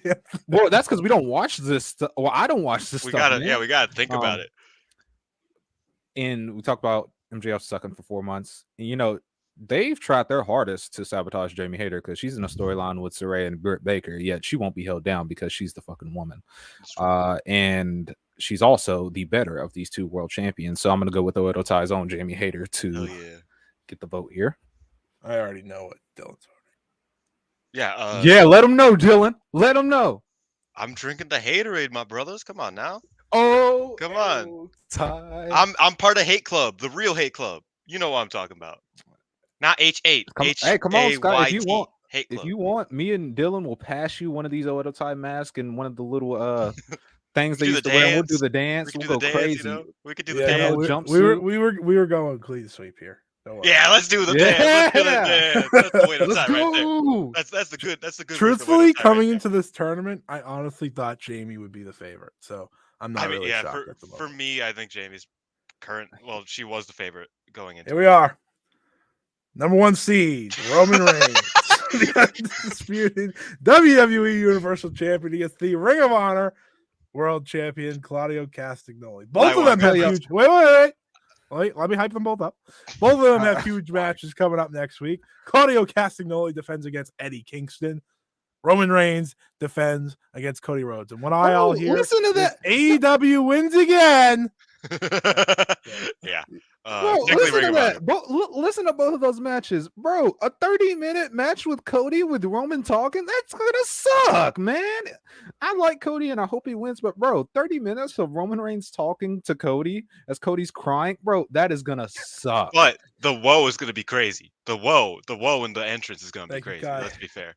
Bro, no, there ain't no taking no time. Get my vote to Claudio. I'm done with this tribal chief bullshit. Dude, no, man. it's funny. Outside. I gotta talk about Masato Tanaka. I'm done. I agree, but I do think it's really funny that Claudio is like grinded his way to this point in the bracket, and Roman is just here because we didn't talk about Defy.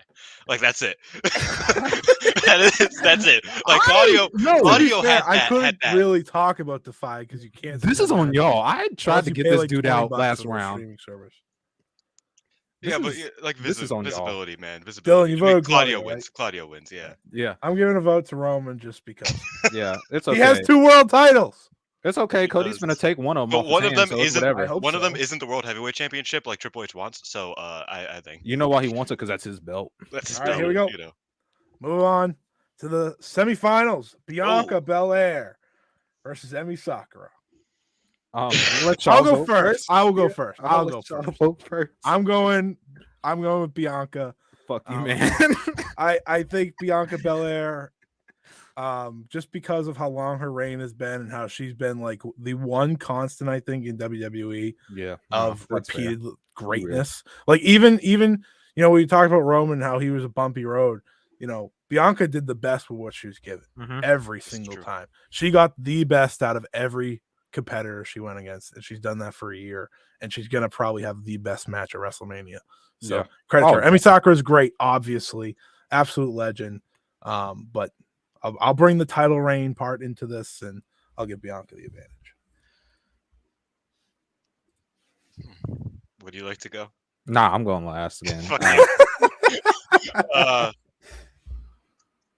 Man, I don't want to dwell too much, but this is probably the hardest one for me. Yeah, it's tough. Nah, it's valid. It's valid. Because like, it feels like the Cinderella story can end. I'm just saying. It's been it's been an incredible run. Yeah. Yeah, Deadlock's in the Final Four, man. Emmy over Masha, Emmy over Charlotte, Emmy over She took out every women's. She went Athena through too, right? Murderer's road. No, Athena was Josh Alexander. Yeah, took out. She went through a murderer's road. Emmy went crazy here.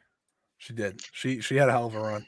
But she's only defended the belt once against Emmy, which was a good match. From what I've heard, I actually didn't get to watch it. It was good from what I heard, and she's had great matches in Deadlock. She's had great matches just in general, and it's really hard because I see a final and I really like it. That's actually where I'm at right now. Is that I see where this is heading, and I really want it to end that way. So you gotta say I'm going Emmy. I'm going Emmy. My God. Well, now the tournament's gonna be judged. Oh man, this is tough. This is tough. My hope was that Dylan voted Bianca so I could vote Emmy.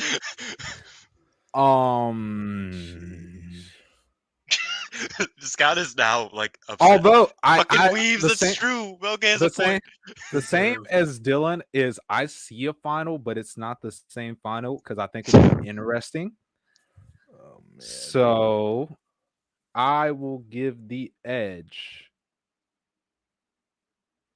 to Bianca Belair. Okay. Oh, there we go. Okay. Like I wanted Emmy to win and I couldn't vote against her, but I'll be honest, that was a last second shift in opinion. I was gonna say Emmy. I was 100% gonna say Emmy.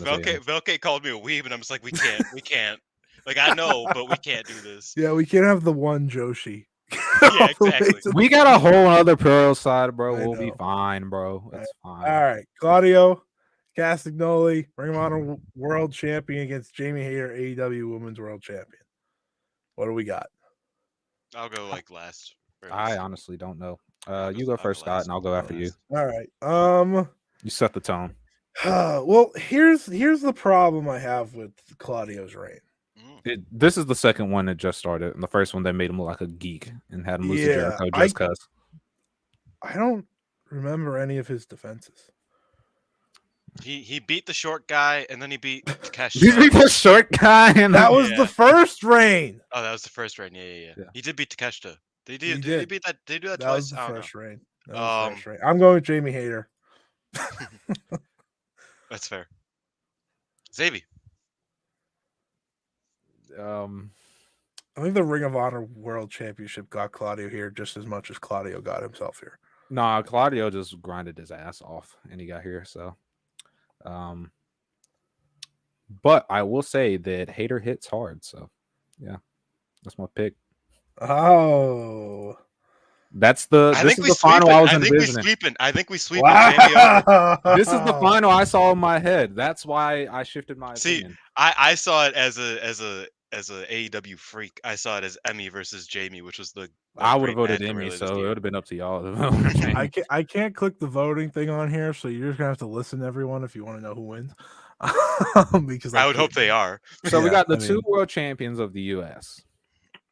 The women's world champions. Thank you for telling me who Claudio is defending against. I appreciate that. So we got AEW Women's World Champion Jamie Hayter against Raw Women's World Champion Bianca Belair in the finals of the U.S. side of the bracket. Of course, we're going to pick a winner of the bracket. Don't get us wrong. Yeah, but for the U.S. side, we got to see who's going to the final. Who do we got here? Do we want to leave this and then go to the other bracket? I feel like we should. I feel like that might be smart. I feel like we should wait, get all the two finals on each side. That way we can kind of take an effect who's coming out the other side, and we're just going. We can even do a third place that way. All right, this should be nuts. Let me. If y'all want, since I know all the belts, I will take the lead on listing who's what champion and all that. That's fine. Here we are. Appreciate that. Here we are. This is beautiful. We got a beautiful, beautiful bracket here. If This y'all is thought the I was bracket biased that got before, ruined. if y'all thought I was biased before, wait until you hear this one. Yeah. So this is the bracket that got This is demolished wild, because there Jay. was like 5 new world champions everywhere. Yeah. This first, I'm just looking at this first spot to see who's going to face Okada. This is a crazy match here. Anyway, we have the 3AW singles champion Chikayo Nakashima against the king of JTO Yasu Arano. I'm a big Yasu Arano guy, but I also love Chikayo Nakashima, so I'm going to go Nakashima here.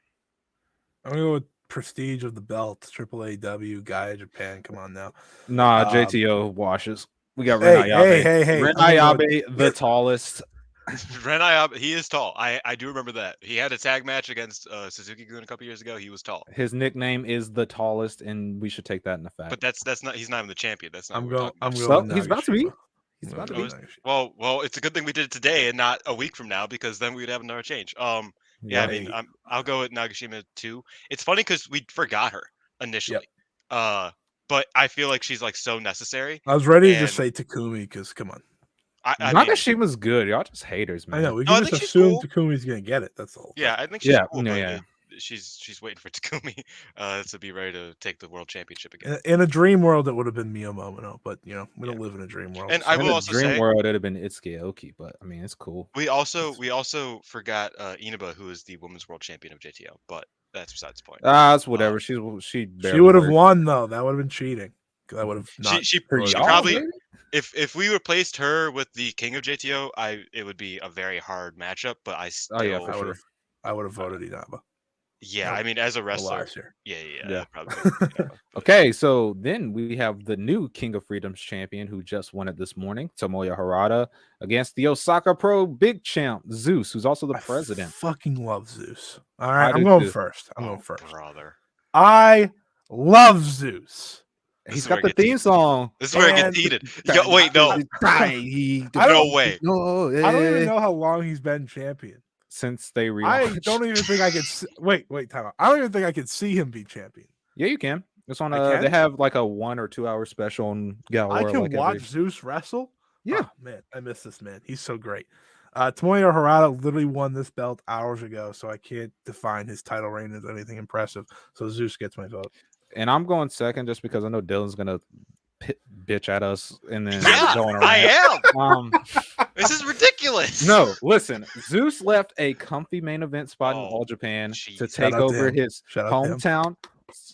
To take over his hometown promotion, relaunch them, run it, and his whole goal was not to make it big or anything. He just wants to have kids in Osaka have a dream, and when they come to Osaka Pro, one day have the dream of training at Osaka Pro and giving back to the community. Right, and he also always shaves his head bald so he can donate his hair to people who need them, and they can make emotional stuff right there. And also, Zeus is the man. Bald motherfuckers. What the fuck? Zeus is the one that has rights because he isn't naturally bald, but he chooses to for a good cause. Okay. I chose to be bald, and you made fun of me for like a year. It wasn't for a good cause. You're just bald.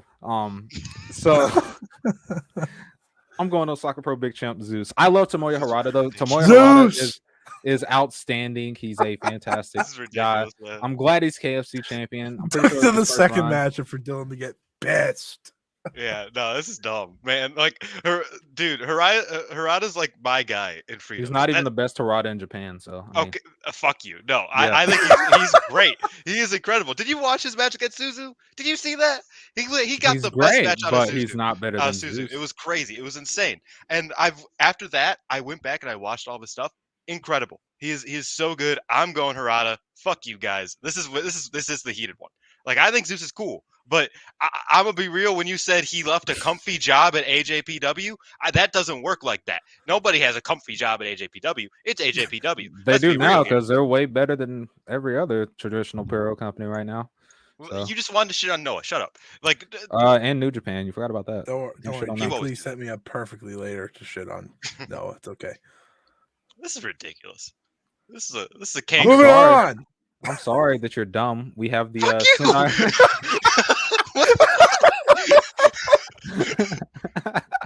is bad. This is dumb. We have the Sendai Girls World Champion, Asuka, aka Vinny, against the Basara Pro Wrestling Union Max champion Isami Kodaka. I will go first. I can appreciate when a person runs a company and makes himself world champion, as you've seen with the last round. But Vinny is too damn good, and I'm not voting against her. So Vinny's my pick, of course. Yeah, you're crazy if you think I'm voting against Vinny. And you crazy if I'm putting washed of Sami Kodaka over Vinny. I mean, Vinny's gonna have a run. Everyone, I'm also going for Vinny. If this was like 15 years ago, maybe it'd be a little more, I also love Sendai Girls, so that helps. Oh, she's definitely having a run. I just saw who she's facing next round. Yeah, she's fighting Big Yuji. Next we have the Tohoku Junior Heavyweight Champion Fujita Junior Hayato, which we didn't include every junior champion. It's just the Tohoku Junior is the top belt of Michinoku Pro, against the GLEAT G-Rex champion Ishida Kaito. I feel like I should go first since I have the most bias in this one. I love Kaito Ishida. That's my boy. However, although I've seen more of his reign than Fujita Junior Hayato, undoubtedly in my mind, Fujita Junior Hayato is the better wrestler. Not only that, it's hard. Like, you have people who've never heard of Michinoku Pro wanting to seek out Fujita Junior Hayato. That's how good he is, although he can't really wrestle on a full-time schedule anymore. He's just the best. He's the fucking man. I love Fujita Junior Hayato. His catalog is crazy. If you've never seen his older stuff and only know from some of his return stuff, check out the Manjimaru match on YouTube. Great. Kaito Ishida, he's very, very good, except for I feel nothing for his G-Rex reign. He's in a similar position as I always felt he was in, to where he's very good, but there's always people who are going to overshadow him, and that could never be more evident than when Ryuichi Kawakami returned, interrupted him. All he did was catchphrases for 2 minutes. The crowd chanted along, and that was about where I was like, yeah, he should probably drop this title to Kawakami soon. But yeah, I'm going Fujita Junior Hayato. Yeah, I don't watch a ton of male late, honestly. I pretty much stick to the UWF and the women's stuff from there. You're fine. That's fine, because she must try to make it Dragon Gate Light, and it just hasn't worked out. So it's fine. Yeah. So I am one of those people who has seen not much of Fujita, but everything I've seen I've really enjoyed. Although if this was Hayato Tamura, he probably would have went to the finals for me. I would have convinced everybody to put him in the finals, but I mean, if this is El Lindemann, I might have put him further. His tan's too scary. I don't know. That's crazy. That's crazy. I mean, valid, but that's crazy. But yeah, I'm gonna go with Hayato, because from what I've seen of him, I'm a big fan. We're going sweep here, Scott. Where we going? Yeah, I'm going sweep. I love every time I get to actually watch champion. Bro, that second round's crazy. The only the only problem with Hayato is you don't get to see him enough. Yeah, that's that's out of his hand, but yeah, I think that's what makes him even more special, is the fact that I know I can't Musashi that will air soon. So I think that's what also makes Fujita Junior Hayato special, is I know I can't see him a lot, but no matter what, I'm still looking forward to whenever I can see him. All right, so next we have the Regina the Wave champion Hikaru Shida against the BJW Strong champion Yuji Okabayashi. I am voting for Yuji Okabayashi because Hikaru Shida has taken the Regina the Wave hostage, and I will never forgive her. And I somehow watched Iga versus Hikaru Shida last night, and I want those. Why would you do that to yourself? I was watching the Wave show. I was having myself a good time, and then we got. You knew what you were getting into when you watched that match. When I got to listen, Takase and Hirota were having one of those continuous matches, and I just wanted to see the development. And unfortunately, I had to sacrifice some. I had myself a good time though. But also, what reminded me while watching that show is there's many other people who are here full time that could probably be the champion instead of Shida. Not that I hate Hikaru Shida, but it's time for you to drop to Kohaku. Not a drop right now. Man, if Nagisa was here right now and she wasn't injured and she was the champion, she would have done beat Shida. It'd have been she would probably be like close to the finals, because Nagisa's my girl. But also Yuji Okabayashi is fantastic. I know a lot of people don't watch BJW, but Yuji's the fucking man. I switched from BJW to Freedoms because that's just. Well, I mean, if you did for death matches, then that makes sense. Yeah. Yeah, I mean, I don't want Wave to get, but it's not Wave, it's Shida. She's not signed. Yeah, she ain't signed. Yeah, I was go for Okabayashi. All right, so Scott, you're going with Sheeta, right? This is pretty this is pretty crazy because usually you would think I would just side with the Joshi in all facts, but Sheeta and Regina the Wave Championship has been like one of my most least disappointing. It's upset me every single time because either I don't get to see the belt or she's fighting Iger for the belt. So it's like, and I like Iger. I haven't seen the match yet. I'm gonna watch it later. But I like Iger. I think she's Velk said get owned by Iger and Sheeta. Velk, you're just old. Shut up. It's true. Also, Okabayashi, that's a beefy dude. I gotta vote for he's been champion like forever. I'm really upset that Harada got Zeus first round and Okabayashi got freaking Sheeta first round. That's not fair. As a Harada guy, but I probably would have voted Sheeta to spite you. Fuck you. I know. Fuck you. But also I with love Sheeta gone, they decided the good thing is more Galaxy Punch title matches, and I'm against that. So Sheeta will never be forgiven in my mind. Yeah, I feel like everything about Sheeta I feel like everything about Sheeta as like I think she's great, and I am a big fan of Wave. I'm a big fan of the Regina, but them together have made both entities worse. Like that's the thing is like it's not even like, oh, but I like Sheeta, or it's like, oh, but I like the belt and I like the company. It's like they both actively make each other worse, so I can't vote for I think Ikuta Hidaka should beat her for it. That's my take. Him and Akari Shimizu were cooking. Next up, we have, speaking of weird tans, we have the 0-1 world champion Masato Tanaka against the Spirit of Ganbare openweight champion Mizuki Watase. Love Dongan. Dongan's one of the best in the world. Love old man Dongan. He's just going crazy. However, I got to stay true to my heart. Pick my Gon Pro boy, Mizuki Watase.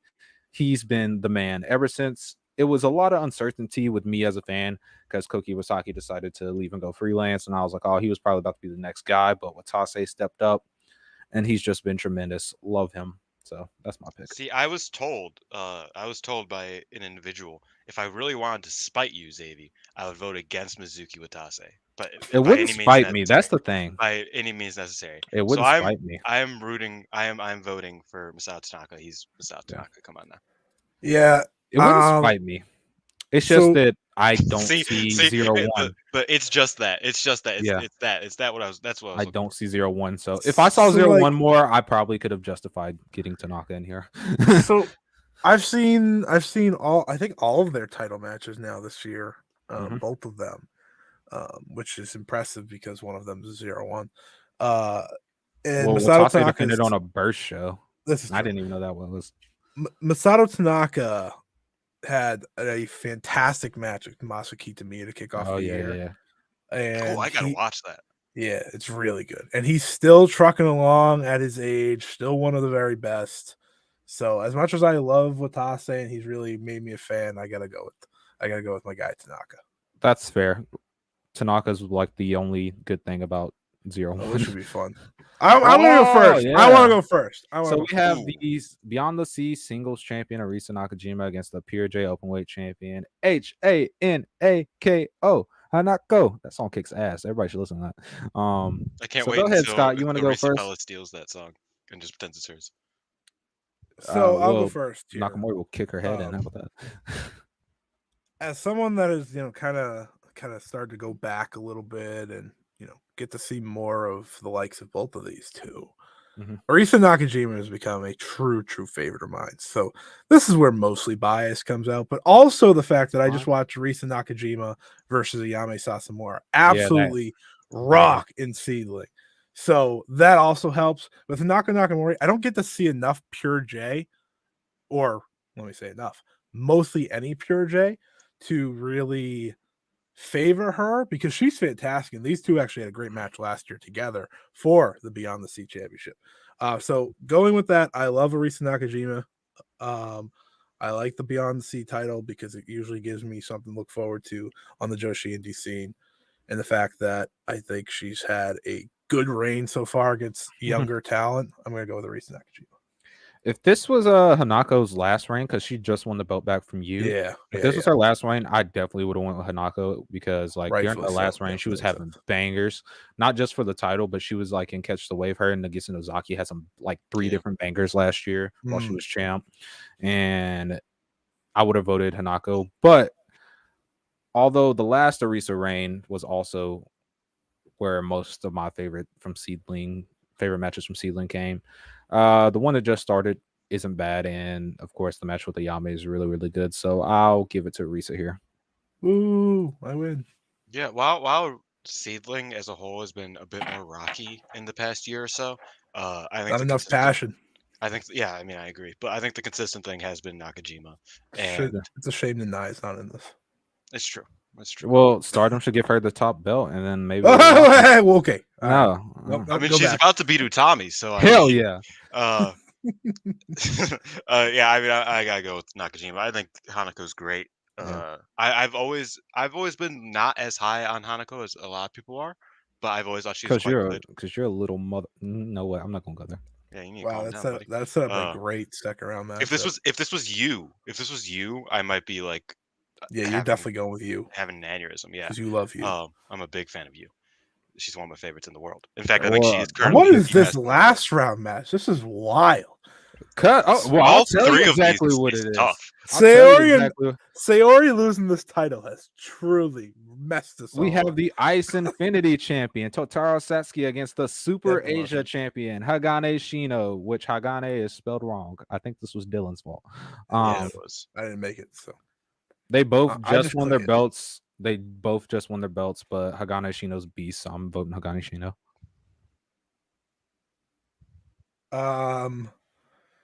I don't care.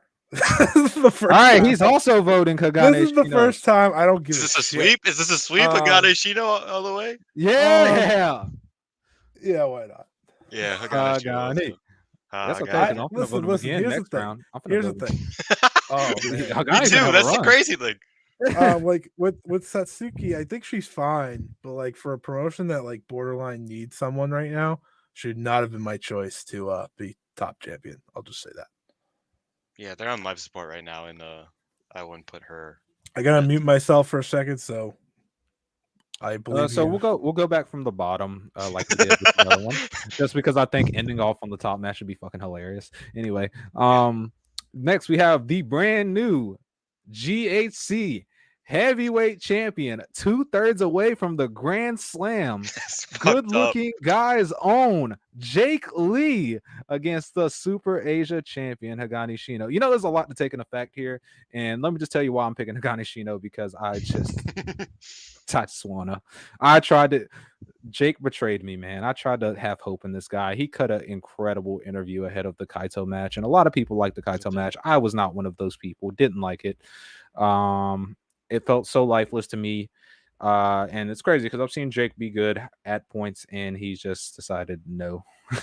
But Hagane Shino goes crazy, so I'm gonna go Hagane Shino. So yeah, when it comes to good-looking guys, he's not even the best-looking guy in his group. Not only is it's over, bro. Okay, not only is he not as good-looking as Yohei, I would argue Tadasuke's a better wrestler,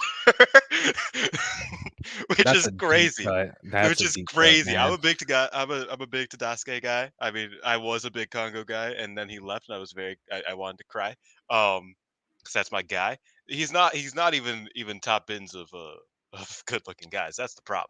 Well, Jack Morse gonna win that national. He's gonna be the top heavyweight. That is not. That's so fucked up, bro.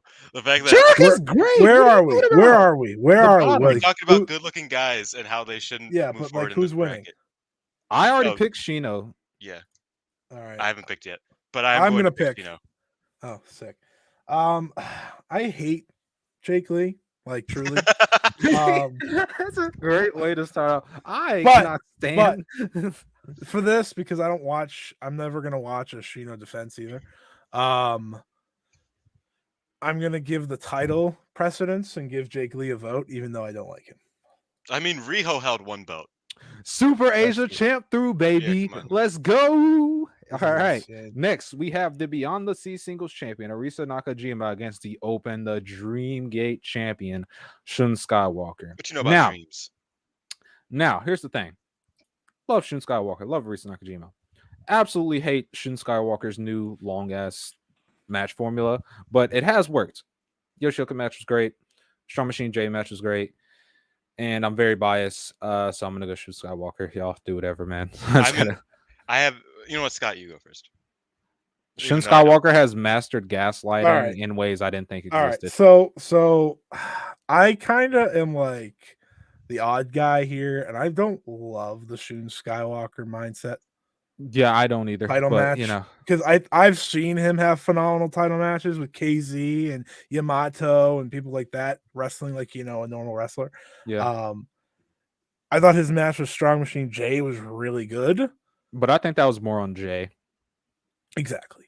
And I think the Yoshioka match, I wanted more, if that makes sense. I know some people loved that match, but I wanted more for sure. Yeah, but I wanted Yoshioka to also win. That's the thing. Well, I think that's also a problem with it. It's just we just got done with the Yoshioka reign, so it's like going from him to Shun is like kind of crazy. I'm admittedly a sucker for Risa Nakajima, so she's getting my vote, and I'm okay with saying that's fine. I'm just gonna. This is gonna come to personal preference, like the entire Puro draft, except for Jake Lee and Hagane Shino. I didn't have a dog in the fight, so I have both dogs in this fight, so I don't care. I just gotta vote for my. I love Risa Nakajima. I enjoy her title match design better, so I think that's what it comes down to. No, that's fair because her title match design is I beat the shit out of you and you just take it. My personal preference of wrestling. So Dylan, here we go. I'm more of a Ben K guy. So I'm gonna go with a Risa Nakajima.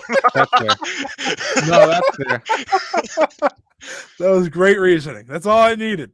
Ben K. Oh, this is a good. All right. So next up we have personally. They've had plenty of those in. Well, I need to see it now because Yuji Hino is a champion. Deservedly so. So we have the KOD Openweight champion Yuji Hino versus the 0-1 world champion Masato Tanaka. DDT's been very. All right, go ahead. Let me give credit to the big beef man himself, Yuji Hino. This guy's my guy. I did not watch the match with Yukio Naya yet. Maybe never will. Don't know yet. Haven't decided because Yukio Naya kind of stinks. But Yuji Hino doesn't, so I have hope in that. I love Masato Tanaka. His work in Noah and Zero Run over the past year especially has been fantastic, from what I've seen, of course. His match with Takeshi Sugiura at the Shinjiro Tani show, phenomenal stuff, where he won the title. Must watch for anyone that didn't watch that last year. Truly, truly fantastic emotional match. One of the best matches of last year. But Yuji Hino is my guy. So I'm gonna favor him here because I think he's gonna bring the best out of a lot of DDT guys who are gonna really need him to do so. Yeah, so I'm also going with Yuji Hino just because Yuji Hino is one of my guilty pleasures. I love Yuji Hino. I don't know why you gotta say it like that. Because you gotta have guilty pleasures when watching wrestling. You gotta have people that you just really enjoy watching. Yuji Hino's that for me. Why are you guilty? He's a great guy. It's guilty because I mean he's such a dick. So when he wrestles, because he just like that feud that Damnation and a Russian had, where Saki tried to get him to hit her, and he was just like, "If you don't stop hitting me, just fuck away from me. I will kill you." Yuji Hino's the man. I never expected him to get the KOD title when he returned back to DDT, but I'm glad he did.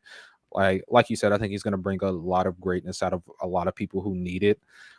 Specifically the Nia match that just happened. I haven't watched it yet, but I think he definitely probably brought something out of Nia. I'll have to get to it. I've heard very behind on wrestling. Yeah, me too. Same thing with the next defense against Eno. I think we're gonna get all out Eno where he has to be a fucking hoss and not whatever this is. Yeah, I love Masato Tanaka, love him to death, don't get me wrong. But also I think the deciding factor for me is Yuji Hino's favorite part about being in DDT. It's not winning every match. It's not being KOD Openweight champion. It's that he gets to hang out with Makoto Oishi. So that's why he gets my vote. I'm a just contrarian, and I'll pick Tanaka. I when Higuchi lost the belt, I was more like, oh man, than I was like happy for Hino. And I like Yuji Hino, but I think I was really like ready to like kind of sink into like Higuchi at the top of it all, and then he just lost, and I was like, yeah, that's cool, but I'm a little bit less interested in Yuji Hino as world champion. But I still think he's a great wrestler, so you know that's that's how I feel. Tanaka's also great. That's why I picked him. But yeah, I'm cool with Hino going through. Yeah, your hatred for Yuji Hino's why Hazuki I'm lost not. beside What Kamatani. the fuck are you? Hey, Whoa. what the fuck? Why did you pick that one specifically? That really hurts me. Exactly. Next, we have the World of Stardom champion for now until Nane takes it. Julia versus the BJW Strong champion, Yuji Okabayashi. I should probably go first since I don't really watch Stardom. I'm one of those people that could not stand Julia because she really sucked for like her first 2 years in Stardom. However, as of recently, she's been like really good and just has decided that she does not care about CTE, and I respect that a lot. Love Yuji Okabayashi too, so this is very difficult. But I think, shit, I don't know. This is tough. Y'all both will probably pick Julia, so I'll pick Yuji Okabayashi. Yeah, I'm picking Julia. I'm not gonna surprise anyone here. I'm not gonna give a big definition. I'm picking Julia. Mine was just a gentleman, so Okabayashi didn't get. I can't have Big Japan beating Stardom. I'm sorry. I could. Shit, man, I don't care. I know you can. Julia Daisuke. That's the answer. So yeah, Julia wins. Julia can win now because Nane's coming and she's about to get the passion injection of a lifetime, and it's over. That's true. Utami said nobody wants to see Nane in a Cinderella dress. Who is nobody? Yeah, who is nobody? It's time. It's time for the Nane double champion run, red belt, white belt. It's time. Next up, we have the craziest match of the second round. IWGP Women's Champion Mercedes Moné against Tohoku Junior Heavyweight Champion Fujita Junior Hayato. I'll let everybody else go first. I'll go. This actually works out great because they both basically wrestle the same amount. One isn't their problem. The other, you're not wrong. You're not wrong. But... One, there's nothing they can do about it. The other, they just aren't. Yeah. So I'm gonna favor Mercedes here. That should come as a shock.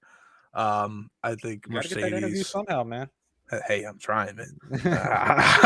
I'll sell out if I need to. It's fine.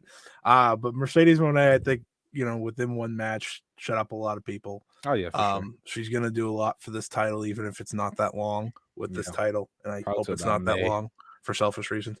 But just based off what she's brought to the belt, the eyes on the belt, the match that she had with Kyrie, I'm gonna favor her here. I have personal preference. I'm not gonna sit here and lie. Yeah.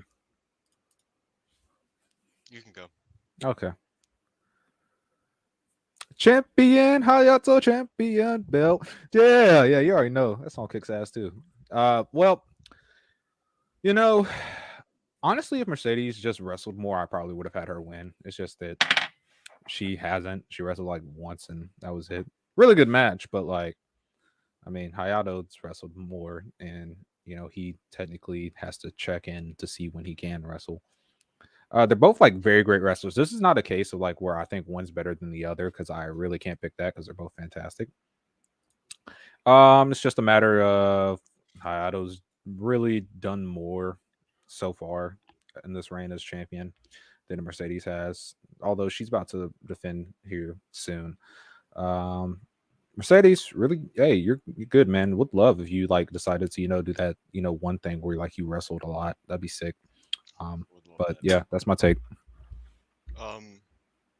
Yeah. I'm a star drone. I'm a Shinihon freak. So yeah, for sure. Go ahead. I'm gonna pick Mercedes Moné. Yeah, I was not having Fujita Junior Hayato get swept by a person that wrestled one match. She's not grinding like the KID, man. She ain't on it like that. That's true. Next, I think especially when the Azumi match or Azumi Hazuki match happens, I think that will cement it more. But yeah. Next, and then Mayu. Then I can retire. That's true. Yeah, that's true. And I will own the 5-star network. He doesn't have to deal with it no more. Yeah, I'm actually selling it to Xavi after this. So I actually, when we recorded reviewing Grand Princess, I claimed that it was mine. This is true. This is very true. You've already claimed it. Yeah. We have the All Japan Triple Crown champion Yuji Nagata against Sendai Girls World Champion Asuka Vitt. Listen, Yuji Nagata, really good. Okay. Although he walks Blue like Justice, he has to really go to the bathroom so bad. This is true. His match with Suji Ishikawa, fantastic. Match with Kento Miyahara, fantastic. However, there is no universe where, unless it's like early 2000s, like when he was still rocking, And she where wasn't I'm, wrestling. yeah, like, and he walked a little bit normal, where I'm putting him over Vinny. Vinny is one of the absolute best in the world. I'm putting Vinny over Yuji Nagata, but I should take in the legacy of the Triple Crown Championship. Benny. However, Vinny, listen, Yuji Nagata got the pity. Oh, you need the Grand Slam. Here you go. Vinny beat Chihiro Hashimoto. That's a greater feat. In Sendai Girls, to be exact. That's a greater feat. Got to give that full visual. I'm not going to shock anyone by picking Venny here, but I'm going to say why she's great. Like Xavier said, she is one of the best in the world. She beat Chihiro Hashimoto. She's part of a promotion that if they just aired their matches, I think more people would appreciate Sendai Girls as a whole. Hey, we're starting the uploads this year, thank God. But her match with Mikey Wada was really good. I enjoyed that. She got back in the wave fold, so could see back in the fold. Yeah, which is truthfully, if I had the option, I'd have her have like majority of the titles on the indie scene, and that's not like if I had it my way, it's her and Mayuki for that GAC women's strap, baby. Yeah, that would be nice, wouldn't it? Anyways, I'm picking Benny. Yeah. All right, so go ahead and pick Yuji Nagata so I can bury you and call you bald. I'm not even bald. I've grown out my hair more than I ever have right now. You know that? Dylan posted a picture. A lot of hair going. Yeah, I have a lot of hair now. I'm gonna go. I'm gonna shave it pretty soon. I'm gonna be bald. Here he goes. I'm gonna be that. It's cool. Here he goes. Yeah, I love to see All Japan losing. So shout out to Benny. Okay, that's fair. Listen, All Japan's been good this year. Don't hate on All Japan. But no, that's fair. This fair. Is wild. This is a great match right here. This is a great match. We have the Tokyo Choshu Princess of Princess Champion Mizuki against the Osaka Pro. I'll go first. Okay, go ahead. I'll go second. I don't care. Go ahead. We got Yuka Sakazaki's bitch. Oh my god, this is happening. This isn't happening. Wow, what the heck? This isn't fucking happening right now. Well, listen. Did anyone watch the match? Did anyone see the was it Scott had a lot of opinions. Yeah, Scott and Alex had a lot of opinions when we recorded. Did anyone see the Shoe Pro cover? It's all about Yuka Sakazaki. I'm happy Mizuki's champion. I love that Mizuki's champion. Yeah. But it wasn't about her for about most of, if not all of the match. And I think TJPW is doing a lot of good right now. I think that I'm very excited for their LA show. And I think Mizuki's gonna have a great run. She's defending against Nao Kakuta first. Come on, people. So I'm gonna go with Mizuki anyways. But she needs one hell of a title reign to make me feel happier about the actual big moment. I'm already happy. I'm already happier than when they made her look stupid because now Kakuta gets the challenge and now Kakuta's the fucking best ever. Love you. As for my pick, thank you. I appreciate you. Yeah. I appreciate you going on that rant, Scott, because I will not be alienated. I mean, most Yoshi fans already hate me, but like, hey, you, all right, go crazy. It's okay. Mizuki just should have had a better moment. She should have had a better moment, but I already like the way her reigns going. I already like the way her reigns going. Already, I watched the match last night, and I do not remember how the match ended. She had a cutie special, kind of out of nowhere. It just ended. But like I said, I'm very happy with the direction her reign's going. I hope to see more of these first-time challengers. They tried to travel the Tam's road without Tam. Yeah, and that sucks with Tam. So maybe just don't travel it at all. So with that being said, go ahead, the Osaka Pro, big champ, Zeus. All right, Dylan, say this. Okay, yeah, Mizuki, man, come on now. Like I watched the match. Like in fact, on Storm Quest this week, I said I gave up on watching the show because it wasn't that good. And then I was like, you know what? Afterwards, I was like, you know what? I'll watch the rest of the show. There's no dog in this bracket, and so I won. And so I finished it. The last she was trucking though. Oh, shout out to Zeus. And I will say the only move I remember from the Yuka Sakazaki Mizuki match was Yuka like crossface lariating her, and I'm just like, why is she? What is happening? Like it was a wild match. You're upset. It wasn't good. I mean, it was good, but it was, Zeus would have never. Is showing, folks. Zeus would have never let that happen to him personally. So there's no dog in this bracket. Next up, we have the IWGP World Champion Kazuchika Okada versus Chigao Nagashima. Now, I want a preference.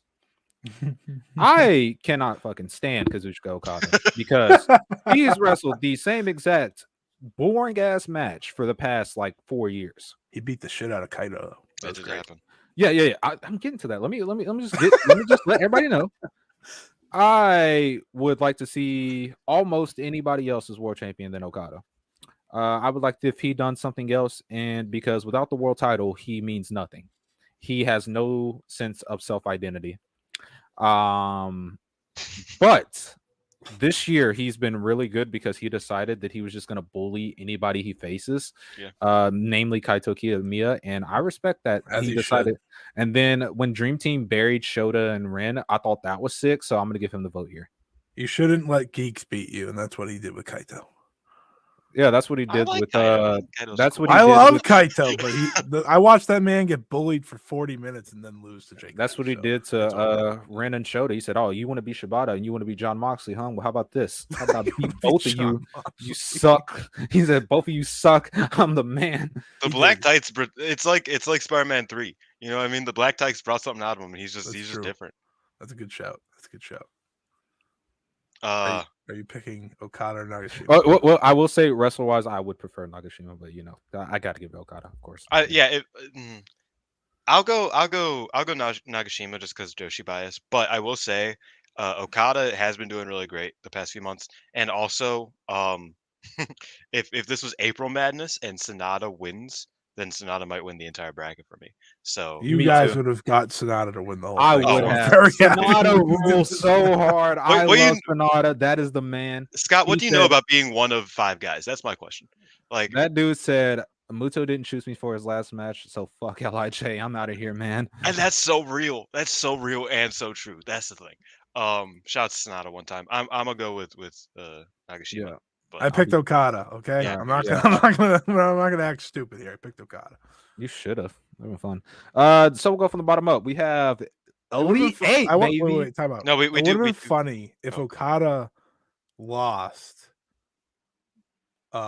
because of Joshi bias, but we did not do that. So shout out. Y'all probably would have got destroyed by New The Japan rest of the fans brackets Joshi bias, so I think it's okay that we go with Okada there. Oh, dude, y'all would have been destroyed on Joshi or not Joshi Twitter, on New Japan Twitter. Like New Japan fans would have like came at your house and like blew it up or something. Hey, I'm a Shinyon freak. I'm sticking with them. I'm not, man. Next, we have the Beyond the Sea singles champion Arisa Nakajima against the Super Asia champion Hagane Shino. Nice run for Hagane Shino, but of course we got to go Arisa Nakajima here. Well, I'm gonna pick who would win in a fight. Then Hagane Shino. I don't know. Hagane Shino, he might be able to. He got hands. He got hands. I'm going with Arisa Nakajima as well. Arisa Nakajima is gonna be like the meanest person on this list, but also the nicest, and that's what's so great about it. She also hates America, which is valid. I respect it too. I also hate America. Okay, so next up, we have the red belt champion, the World of Stardom champion, Julia, against the KOD Openweight champion, Yuji Hino. Okay, just because I said I like Julia doesn't mean I'm putting her over Yuji Hino, because Julia, I don't know when to expect greatness. Yuji Hino, it's usually all the time because he likes to wear shorts out in the snow. That's a real man right there. That's fair. Dylan? I'm going Julia. Yeah, this is when Xavier's gonna get pissed off because Julia's gonna run. But I'm also picking Julia. I think this is an easier one though. Did you watch her and Mayuki beat the snot out of each other? That was real stuff. God, wrestling sucks. I need to go get into something else, man. And it's like terrible. And like rain wise, like the matches she's had so far are good. But like, I don't know. I feel like her 5-star consistent. All right, you know what? Since we're gonna do it like that, all right, we're gonna have Julia and Yuji Hino have a shoot fight since we want to pick who would win in a fight, and we'll see what happens then, and we'll come back to this. I just know Julia's going down swinging. That's the one thing I do know. Yuji Hino don't need to swing at all. He just needs one hit. He just needs to be there and physically This is a fun one right here. Sendai Girls World Champion Vinny versus I need IWGP. That's what I need. Women's Heavy Q Champion Mercedes Moné. It's gonna sound like I hate Mercedes Moné, but I don't. I really don't. So like, weird stands, leave me alone. I won't respond. I'm watching no It's limit okay. matches. None of them are Don't bother watching me. us. It's okay. That's fine. Don't bother me. However, this. Okay, I'll get controversial here. Oh dear God. I will say this is based on who I think is a better wrestler because I think Vinny is absolutely phenomenal. I don't think that's there's controversial. All right, post that on Twitter and we'll see what some quotes looking like. I think Vinny's a better professional wrestler than Mercedes Moné. Also, you have to take in the fact that Vinny's everywhere. She's everywhere all the time, no matter where it is. Talk about the Sendai Girls title. Everything everywhere all at once. Shush. I'm getting there. Because that's what happened to Swerve. No, I'm getting there. Leave me alone. She wrestles literally on every show possible. She's even working YMZ with Hikaru Sato in a dress. It's going crazy. But also with Sendai Girls, like we talked about last time, I don't think people understand, like casuals or people are just not getting the Joshi, how big beating Hashimoto in Sendai Girls for the world title is. No matter like how long it's for, like just doing that is like crazy. Only a few have. And she's been one of them. And that just goes to show that even the mighty can admit that Vinny's the absolute fucking best there is. Not only that, she had a really good title defense with Miko Wada, I want to say. Yep. And I think if they just keep letting her rock, it's gonna be a very, very fun reign. I think there's a lot that she can do with this belt. Also, because I think the uncertainty around Mercedes Moné, to even if Mercedes Moné will exist beyond May, is another thing that lingers in my mind, as where I know Vinny will be here. Probably just be here rocking the rest of the year. I don't have to worry about anything. Plus, as Velk just made a comment about drinking up with Marufuji, if that GHC women's belt comes, best believe Vinny gonna be there. This is true. Yeah, I'm also going Vinny. It feels weird that Mercedes is out kind of early relative to her seating, but I just think Vinny's, you know, she's Vinny, right? She's god tier. All right, I'll just give one to Mercedes to make it look better. Okay. Oh, you took the easy way out, man. I like Mercedes. I'm very open about that. It's not like but you wanted to get my dream match involves Mercedes Moné. It doesn't involve Vinny, sadly. Mostly because Vinny in my title will never happen. So this Final Four is either gonna like show that me and Scott are here, or it's gonna be the funniest odd person out of all time. I am going to have a field day with the next round, so I'm going to vote Okada. I'm going Okada. Yeah, I'm going to have a field day with this next round. I'm going Okada as well. And I think also if we're going to think about in retrospect, Okada would never let himself look silly to Yuka Sakazaki. As a matter of fact, he would start headbutting Yuka Sakazaki. Oh man, that's true. That's true. That's how we're picking the rest of the draft. Will they make them look like a bitch? He would hit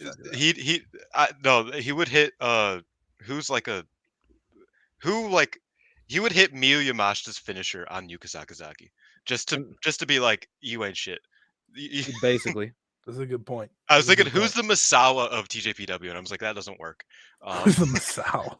Because he hit Kaido with the fucking Flosion, and I was like, that's wild. That's deep. What's Koda's finish? Yeah, what's Koda's finish? All right. Now we get to one of our two semifinals. I like this one a lot, actually. Oh man, these two. Julia versus Arisa Nakajima. My pick is obvious. It's just Arisa Nakajima. It's just a matter of which one I like more at this point, because both of their reigns is freshly new. Julia, she's at the top of the biggest company in the world, and they're giving her some good matches to start. They even gave her one of the most fascinating matches now in retrospect, as the opponent said, "I will work, but I will not lose." Makes it all better. Honestly. Yeah, it makes it all better. I like when there's real hate in wrestling. Bring real hate back. But I just like Arisa Nakajima more. Plus, I think you take Arisa Nakajima out of Seedling, that company probably goes under. Julia, as big as a star as she is, Stardom's got options, which they didn't have before, so they've done a really good job of rehabbing and building up some people. Dylan? Nah, you go first. All right. Well, I love Arisa Nakajima. I love Julia. This is probably the toughest one for me, the entire draft. I'm gonna go to the title now. Mm-hmm. Yeah, because I can't pick based off the wrestler or the reign. I think it's Too close. it's way too close. I think Julie's at the top of her game right now. I think Arisa Nakajima is still showing that she has that in her, despite the injuries and just being around for a long Arisa time. Nakajima's always wrestling like she's got something to prove, although she really doesn't. She has nothing to prove. She's one of the very best of her time, and I will maybe the best. But shout out to her. But I will go with World of Stardom champion Julia, just because of favoritism for the belt. That's fair. See, I really love the period of the red belt where foreigners would just take it and disappear. Fuck you. Those were the darkest days of my times as a. Boy, I'm still having war flashbacks. It's fine. This belt was held by 3 of them, and we're not going to talk about Tony Storm. Me and Alex were doing something yesterday. We were recording something, and he had to go down like the list of former red belt champions, and he just like explicitly like left out Alpha Female, B Priestley, and Tony Storm. And I'm just like, you named those every are the single, 3 best champions. How do you do that? You named every single champion except for those 3, and that's really funny. Those are the 3 best. How do you leave them out? That's crazy. Man, if Nozaki was here and it wasn't Arisa Nakajima in the place of a independent women's world champion in Japan, I think Nozaki might actually be Julia, but it's hard for me. It would have been true. It's hard for me. No, I would have voted Nozaki, so he's right. Nozaki bullied by Starlight Kid. Don't forget it. Yeah, that's that. You know how much that pisses me off. I do. I could start yelling at you. Multiple reasons. The fact that you even said that makes me want to pick Arisa Nakajima, but I'm not going to. Yeah, that's what I thought, bud. I'll go Julia.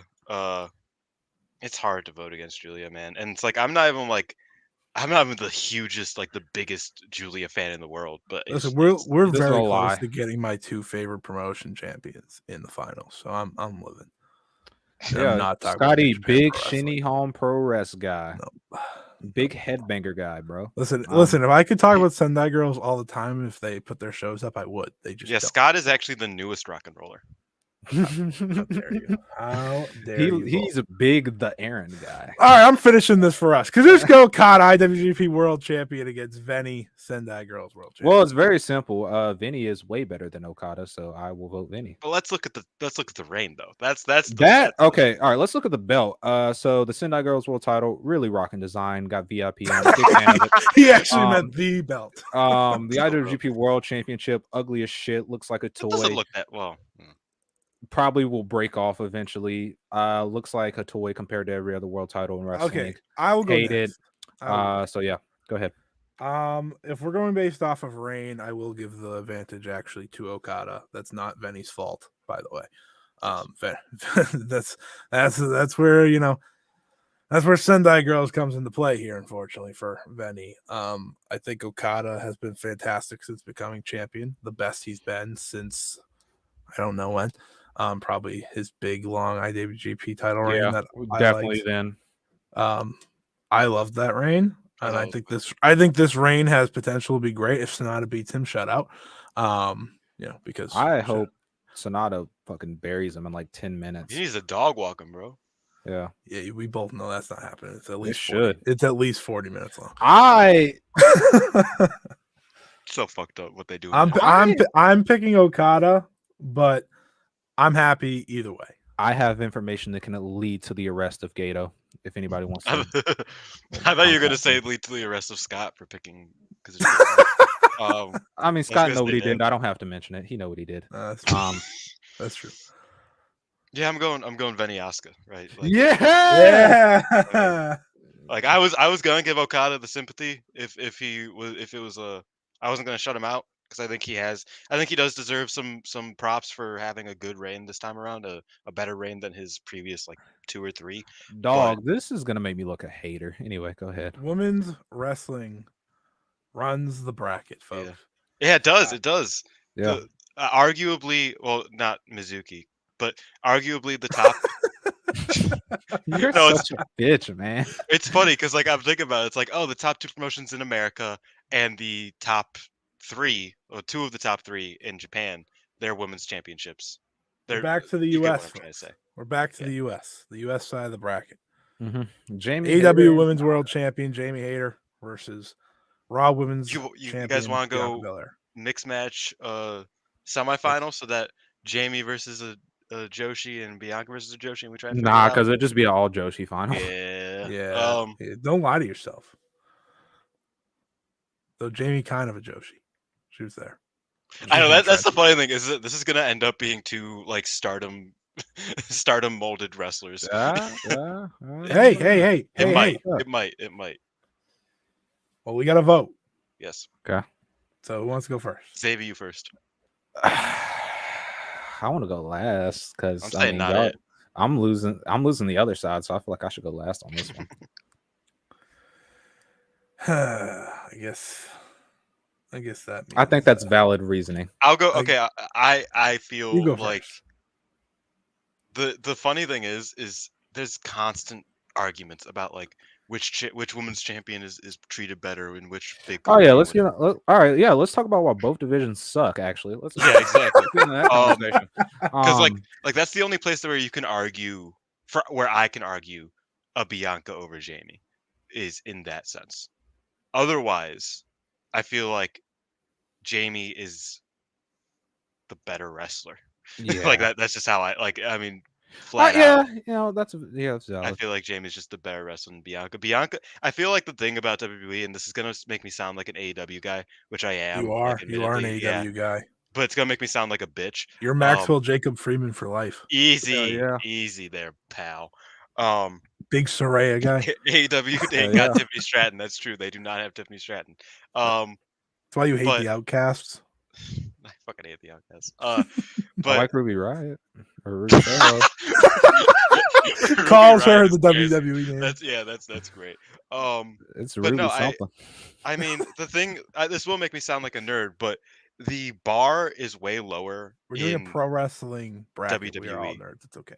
This is true. The bar is way lower in WWE, and I kind of realized that earlier on into this bracket. That's like Bianca Belair could be like 3 times worse, and she'd still be top 15 women's wrestlers in the company, at least top 10 probably. And so when you like look at it in a very like accurate, like very fair of just like who produces better matches regularly and who has a more consistent style, who is more entertaining to watch in ring, it's just I can't vote against Jamie Hayter. So yeah, it's Jamie through and through for me. Okay. Okay. You make great points, Dylan. I want to give you some credit there. No, that was really good breakdown. That was really good. Kyle makes a point. AW ain't got Tiffany Stratton, of course. Man, these are supposed to be tough. Obviously, it's the final too. Yeah, but this is like really tough. This is going to be tougher than the other side, just because I already know what these two are going to pick. But I'm thinking about the other side. The other side is not definite for me. I can see it go either way on the other side. Yeah, we'll see. With this one, it's like I think they're probably, in terms of like overall talent in the US, they're probably the top 2. I mean, what they've done, and because I don't think Bianca will ever be fully appreciated by the entire wrestling world because of the promotion she's in. Yeah. But she is absolutely fantastic. Yes. There's just something about Jamie though, and what she's done to kind of push a division that has long felt inactive, dead, non-existent to a point where Tony Khan has to pay attention. Like that's a lot of that work I think does go to Jamie and her natural ability to get over. Bianca's been champion for a year, so if we want to look at reigns, that does matter. But I'm gonna go with Jamie. Okay. Maybe I could have went first. Who knows? I mean, my vote really doesn't matter, but just looking at it from where I'm looking at, just want to give my little reason in there. So here's the thing that I took in effect. So my vote would have been Jamie, And Okay. for Clean that sweep. reasoning is very, very simple. Bianca's the biggest star in their women's division right now in WWE. So they naturally are going to lean on her for all they can. Jamie, she's in feuds with people who are being presented as being more important than her, aka Britt, Saraya, yada yada. Yet she's still the one that stands out above them all. Yep. And that's a testament to how great she is. So that's why she would be mine. Yeah. So clean sweep for Jamie Hayter on Mhm. the west side of the bracket. She hits hard, man. I don't know what to tell you. Now it's time to go to the other one. Yeah, let's go to the other one, I guess, man. This is probably one of the worst ideas I ever had. That's crazy. Is Scott All right. alive? I'm here. He's I'm here. alive. All right, so Jamie moves on to the finals. Clean sweep. He was probably grabbing a screenshot while you were rushing him, Dylan. My bad. Yeah, there we go. There we go. And on this side, we have Venny, the Sendai Girls World Champion, against Julia, the World of Stardom Champion. Man, let me go ahead and get this out the way right quick, man. I'm going to tell you something right now. Because this really makes me look like a Julia hater because I opposed her like every round. But it's not my fault she's facing wrestlers I like more than her. That's not my fault, man. I mean, she's had her train since. I mean, Okabayashi's a bit sus. But Yuji Hino is That's because fair. you're not about that business, bro. Nakajima's fair, and Venny is fair. Like I it's feel not like like Hashida was the only Joshi that wasn't sided with, pretty much. Well, she should show up to work, and then maybe we'll think about it. Yeah, that's a lie. We didn't vote Totaro in over Hagane because we're big. I forgot Totaro won. To be fair, because ain't feeling icy no more. Okay. So you picked Venny. I get it. Yeah. So picking Vinny, obviously. This is just gonna come down. This just came down to who I prefer more, who I think is the better wrestler. Now looking at this whole bracket, I can firmly say that Vinny is the best wrestler on this side of the bracket. So I'm gonna vote her. Although, I can see a case for Julia. This is not a case where I'm like, oh, it can't be. This is not like me bitching about Roman Reigns. I can see a valid reason for Julia. Okay. Yeah. Okay, I'll go. It's just I'll go because I want Dylan to have to make the decision. Yeah, that's fair.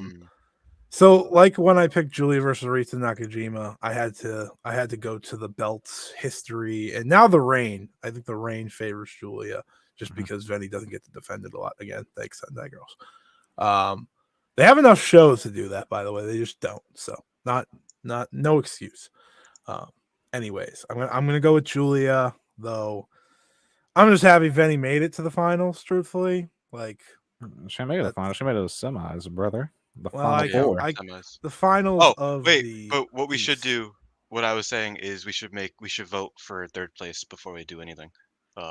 Okay. So no, that works. Loser of this match against the loser of the other match. Well, I picked Julia. Yeah, I know. And now I have to think because I have no fucking clue. I mean, I do. I went first, so you would be thinking. I am thinking. I am thinking. Calm down. I'm telling myself to calm down. My bad. I'm pretty calm. I don't know what you're talking about. Yeah, we're chilling. You know what's crazy? As a matter of fact, me and Scott probably stated our cases as calmly as possible. This is true. But you're rushing me. I don't like being rushed. What would be funny? You know what's funny is I think it would be easier if we had Saya Kamatani in instead of Julia. Because she probably wouldn't have got out of the second round for me. Yeah, no. Y'all some sus ass. I don't know about all that. I gotta go with Julia, man. It's just like it feels like it's hard not to. I guess. Xavi, biggest Oscar Vinny fan on the 5-Star Network. Let that be known. I don't know if that's. I rode or die for Vinny. I don't want to hear that. I rode or die for Vinny to the end, but that's fine. No, I respect that. If she went against Zeus, I'm pretty sure you would have voted against. No, I would have voted Vinny. I get if it. Zeus was against Julia, I would have voted Zeus. Well, yeah. I voted Zeus against Mizuki, man. I'm pretty sure Zeus is the man. Majority. Anyways, I don't have a graphic for the final anymore. So yeah, so we'll just do it. So third place, Bianca versus Vinny. Honestly, we picked a really good final four. No matter what, very happy with the final four we ended up with. Good job, everyone. I'm voting Vinny, by the way. Yeah, I am too. So yeah, I'm sorry, Bianca. You rule. I'll I wanted Vinny to win the whole thing. That's literally my only bias. I'm sorry, bro. It's Bianca. I swear you're cool. I would love if you just like left WWE for a few months, come and did a little tour. I got some matches you can have, bro. You, Takashi Sugiura, rocking, corking. I'll pick Bianca just for like kind of the sympathy. Yeah. No, that's fair. No, she's great, and I think like we've. Is this really sympathy if she's in the final four? Come on. No, but like I mean, if you want to go reign for reign, Bianca's definitely like just she's put in. Yeah, I broke all the rules just to side with Vinny here. I'm not gonna lie to you. Yeah, rules go out the window, man. It doesn't matter. This is third place. Yeah, exactly. It just came down to favoritism. So but I think it's fair 2-1. We have us a fun final. We have AEW. We have arguably. Well, I mean, I guess it is the truth decided upon us. We have the women's world champions in the world, or 2 top world champions in the world, I guess. AEW Women's World Champion Jamie Hayter and World of Stardom Champion Julia, who my sources on Twitter is telling me this is the Forbidden Door match. Yeah, okay, bud. That's great. Fantastic. Give me 1 second. Give me 1 second. Give me 1 second. Give me 1 second, folks. Give me a second. Give me a second. Give me a second. What are you doing? I was trying to get a graphic as quickly as possible. That's crazy. I know exactly what you did. I hate you so much. You suck, man. All right, there you go. Who wants to go first? I will. Okay. I'm interested in who you pick. Yeah, I am too, because I don't know. Here, wait, Scott. I have something better for you. I'm putting it in the private chat. Okay. While he's sending you that, I will sit here and mule over both of my options. Oh, okay, word. While you didn't like my little picture, I thought it was great. I thought it was fantastic, actually. No, but while Jamie has gotten over organically, of course, and she's been absolutely phenomenal. Second one. He's doing. What's wrong with the first one? Because it gives you the second option. Just do it, okay? All right, jeez. Yeah, God, y'all are hostile. Sorry. I didn't do anything. You are hostile, anyway. Oh, I see. So, good call. I think. I know we talked about both of their journeys to their respective titles. Well, we really didn't touch much on Julia's other than me saying that she was terrible for like first 2 years, and then just for journey's sake, I'm gonna go Julia just because while Jamie got over on her own by practically nobody really knowing her outside of a few people whenever she debuted, I think the growth of Julia from her being terrible and shoved down everybody's throats to actually being great and being. You messed us up. Stop. That's why I put in the third one. Stop. I'm not showing it anymore. It's over. I made it right. The third one. Okay, the third one's right. Okay, I swear this one's right. I figured it out. I was trying to make it quick, but I did it wrong. I'm sorry, Xavi. That's fine. It's whatever. I'm picking Julia. She, like I said, journey. She went from being end, but he picked Julia. Yeah. She was terrible for 2 years, and I never wanted to see her wrestle again. And they still forcefully pushed her, no matter what. However, when it was time for her to win the world title, she had grown to the point to where she was ready to accept the burden, I guess, of carrying the company and being world champion.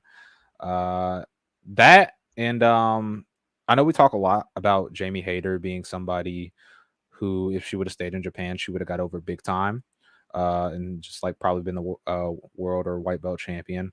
But I think Julia is one of those people who could probably get over on a world stage just for her aura. So I'm gonna go Julia.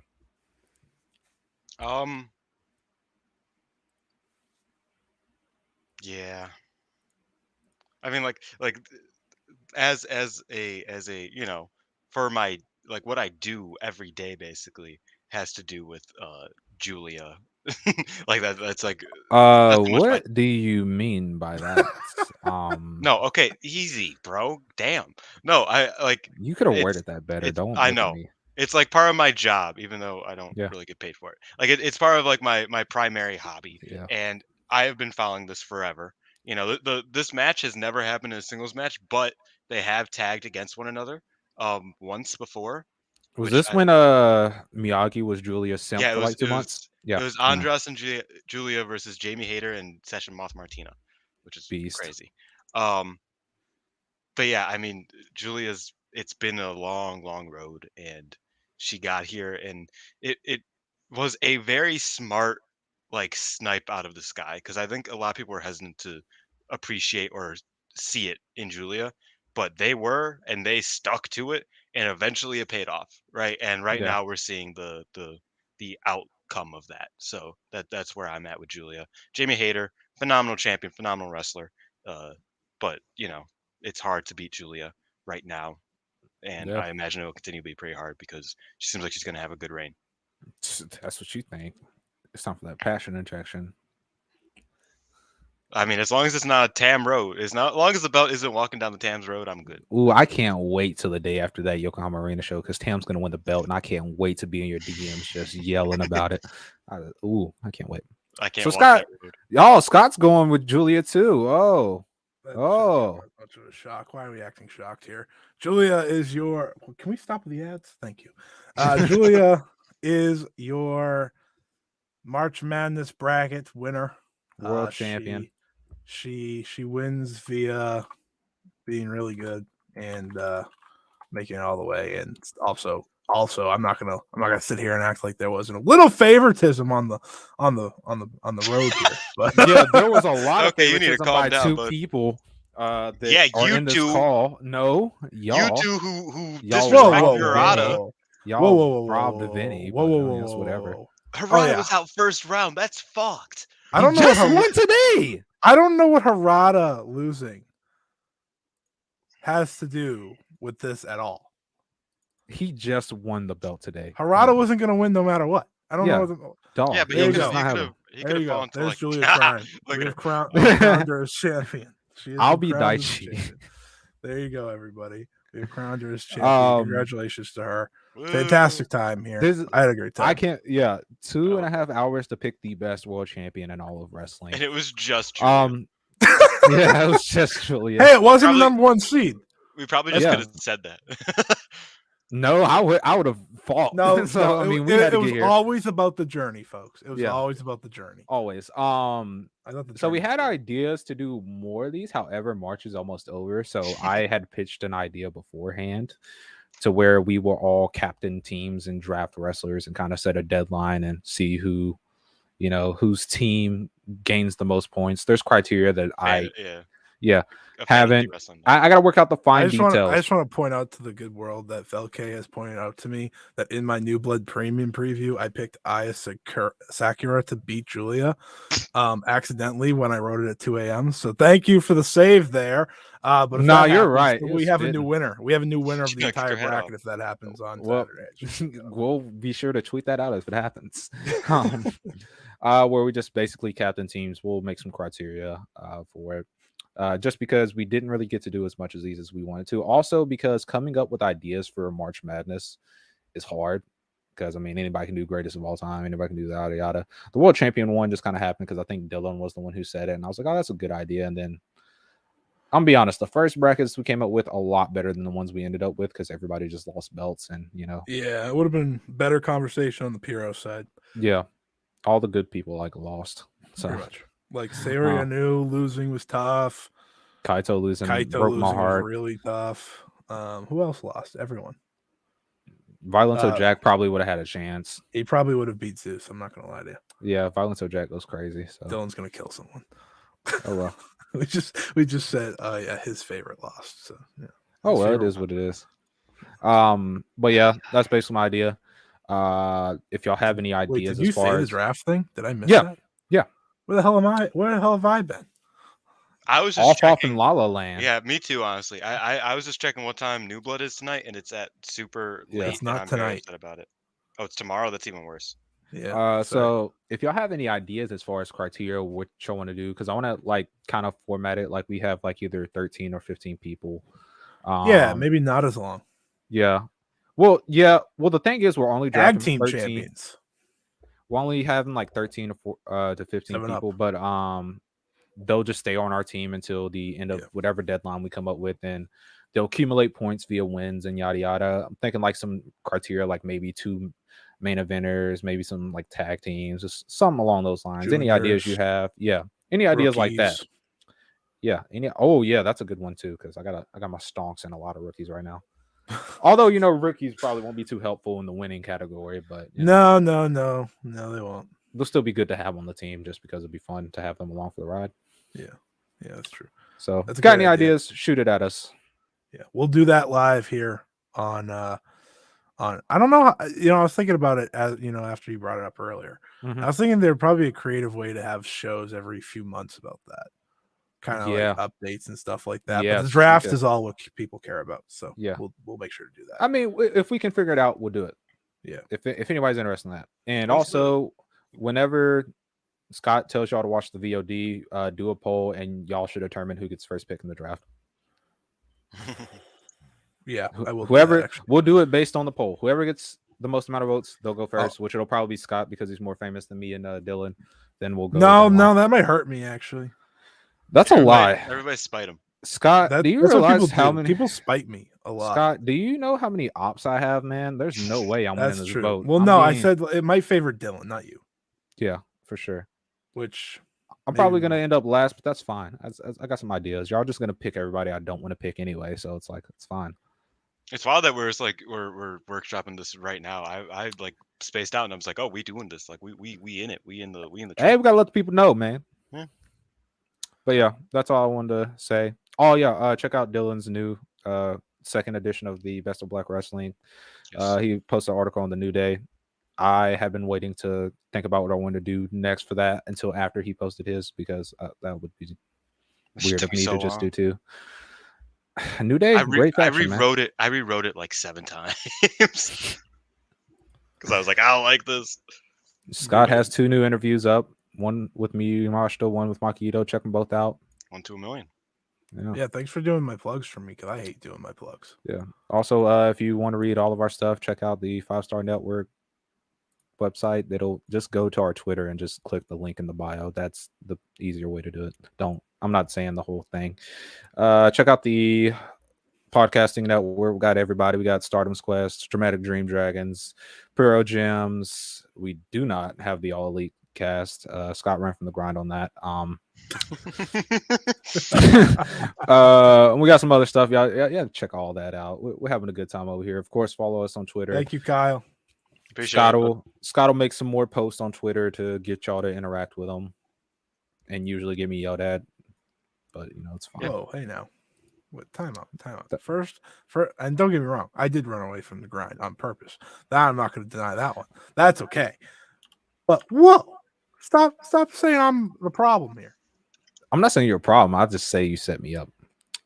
Oh yeah. Also, I have a podcast, and now at the really does. Hey man, Bet's out with a knee injury, so I just record whenever I feel like it. Until she gets back, I'm just chilling. Stardust Press Podcast, and now at the end of every month, me, Mask, and Maddie will be doing a Ganbare insert month and year Ganbare show where we'll be doing a monthly roundup of Ganbare Pro Wrestling. So check that out. And I think I've plugged everything. Anybody else got anything to plug? I'm currently checking to see if the Harada match has been uploaded yet. It is not. We're not plugging that. You got something important to plug? No, anything else to plug? No. I know a perfect way to sign off if we got nothing to plug. Ooh, that's a nice match. No, I'm gonna wrap this up. So just do your last plug if you have it. Okay. So me, Scott, Dylan, together, we are the Cosmic Angels, and we are delicious. Mwah. I hate you. I'm never letting you wrap up. All right, goodbye, everyone. That was an alley-oop right there. We're good. Goodbye.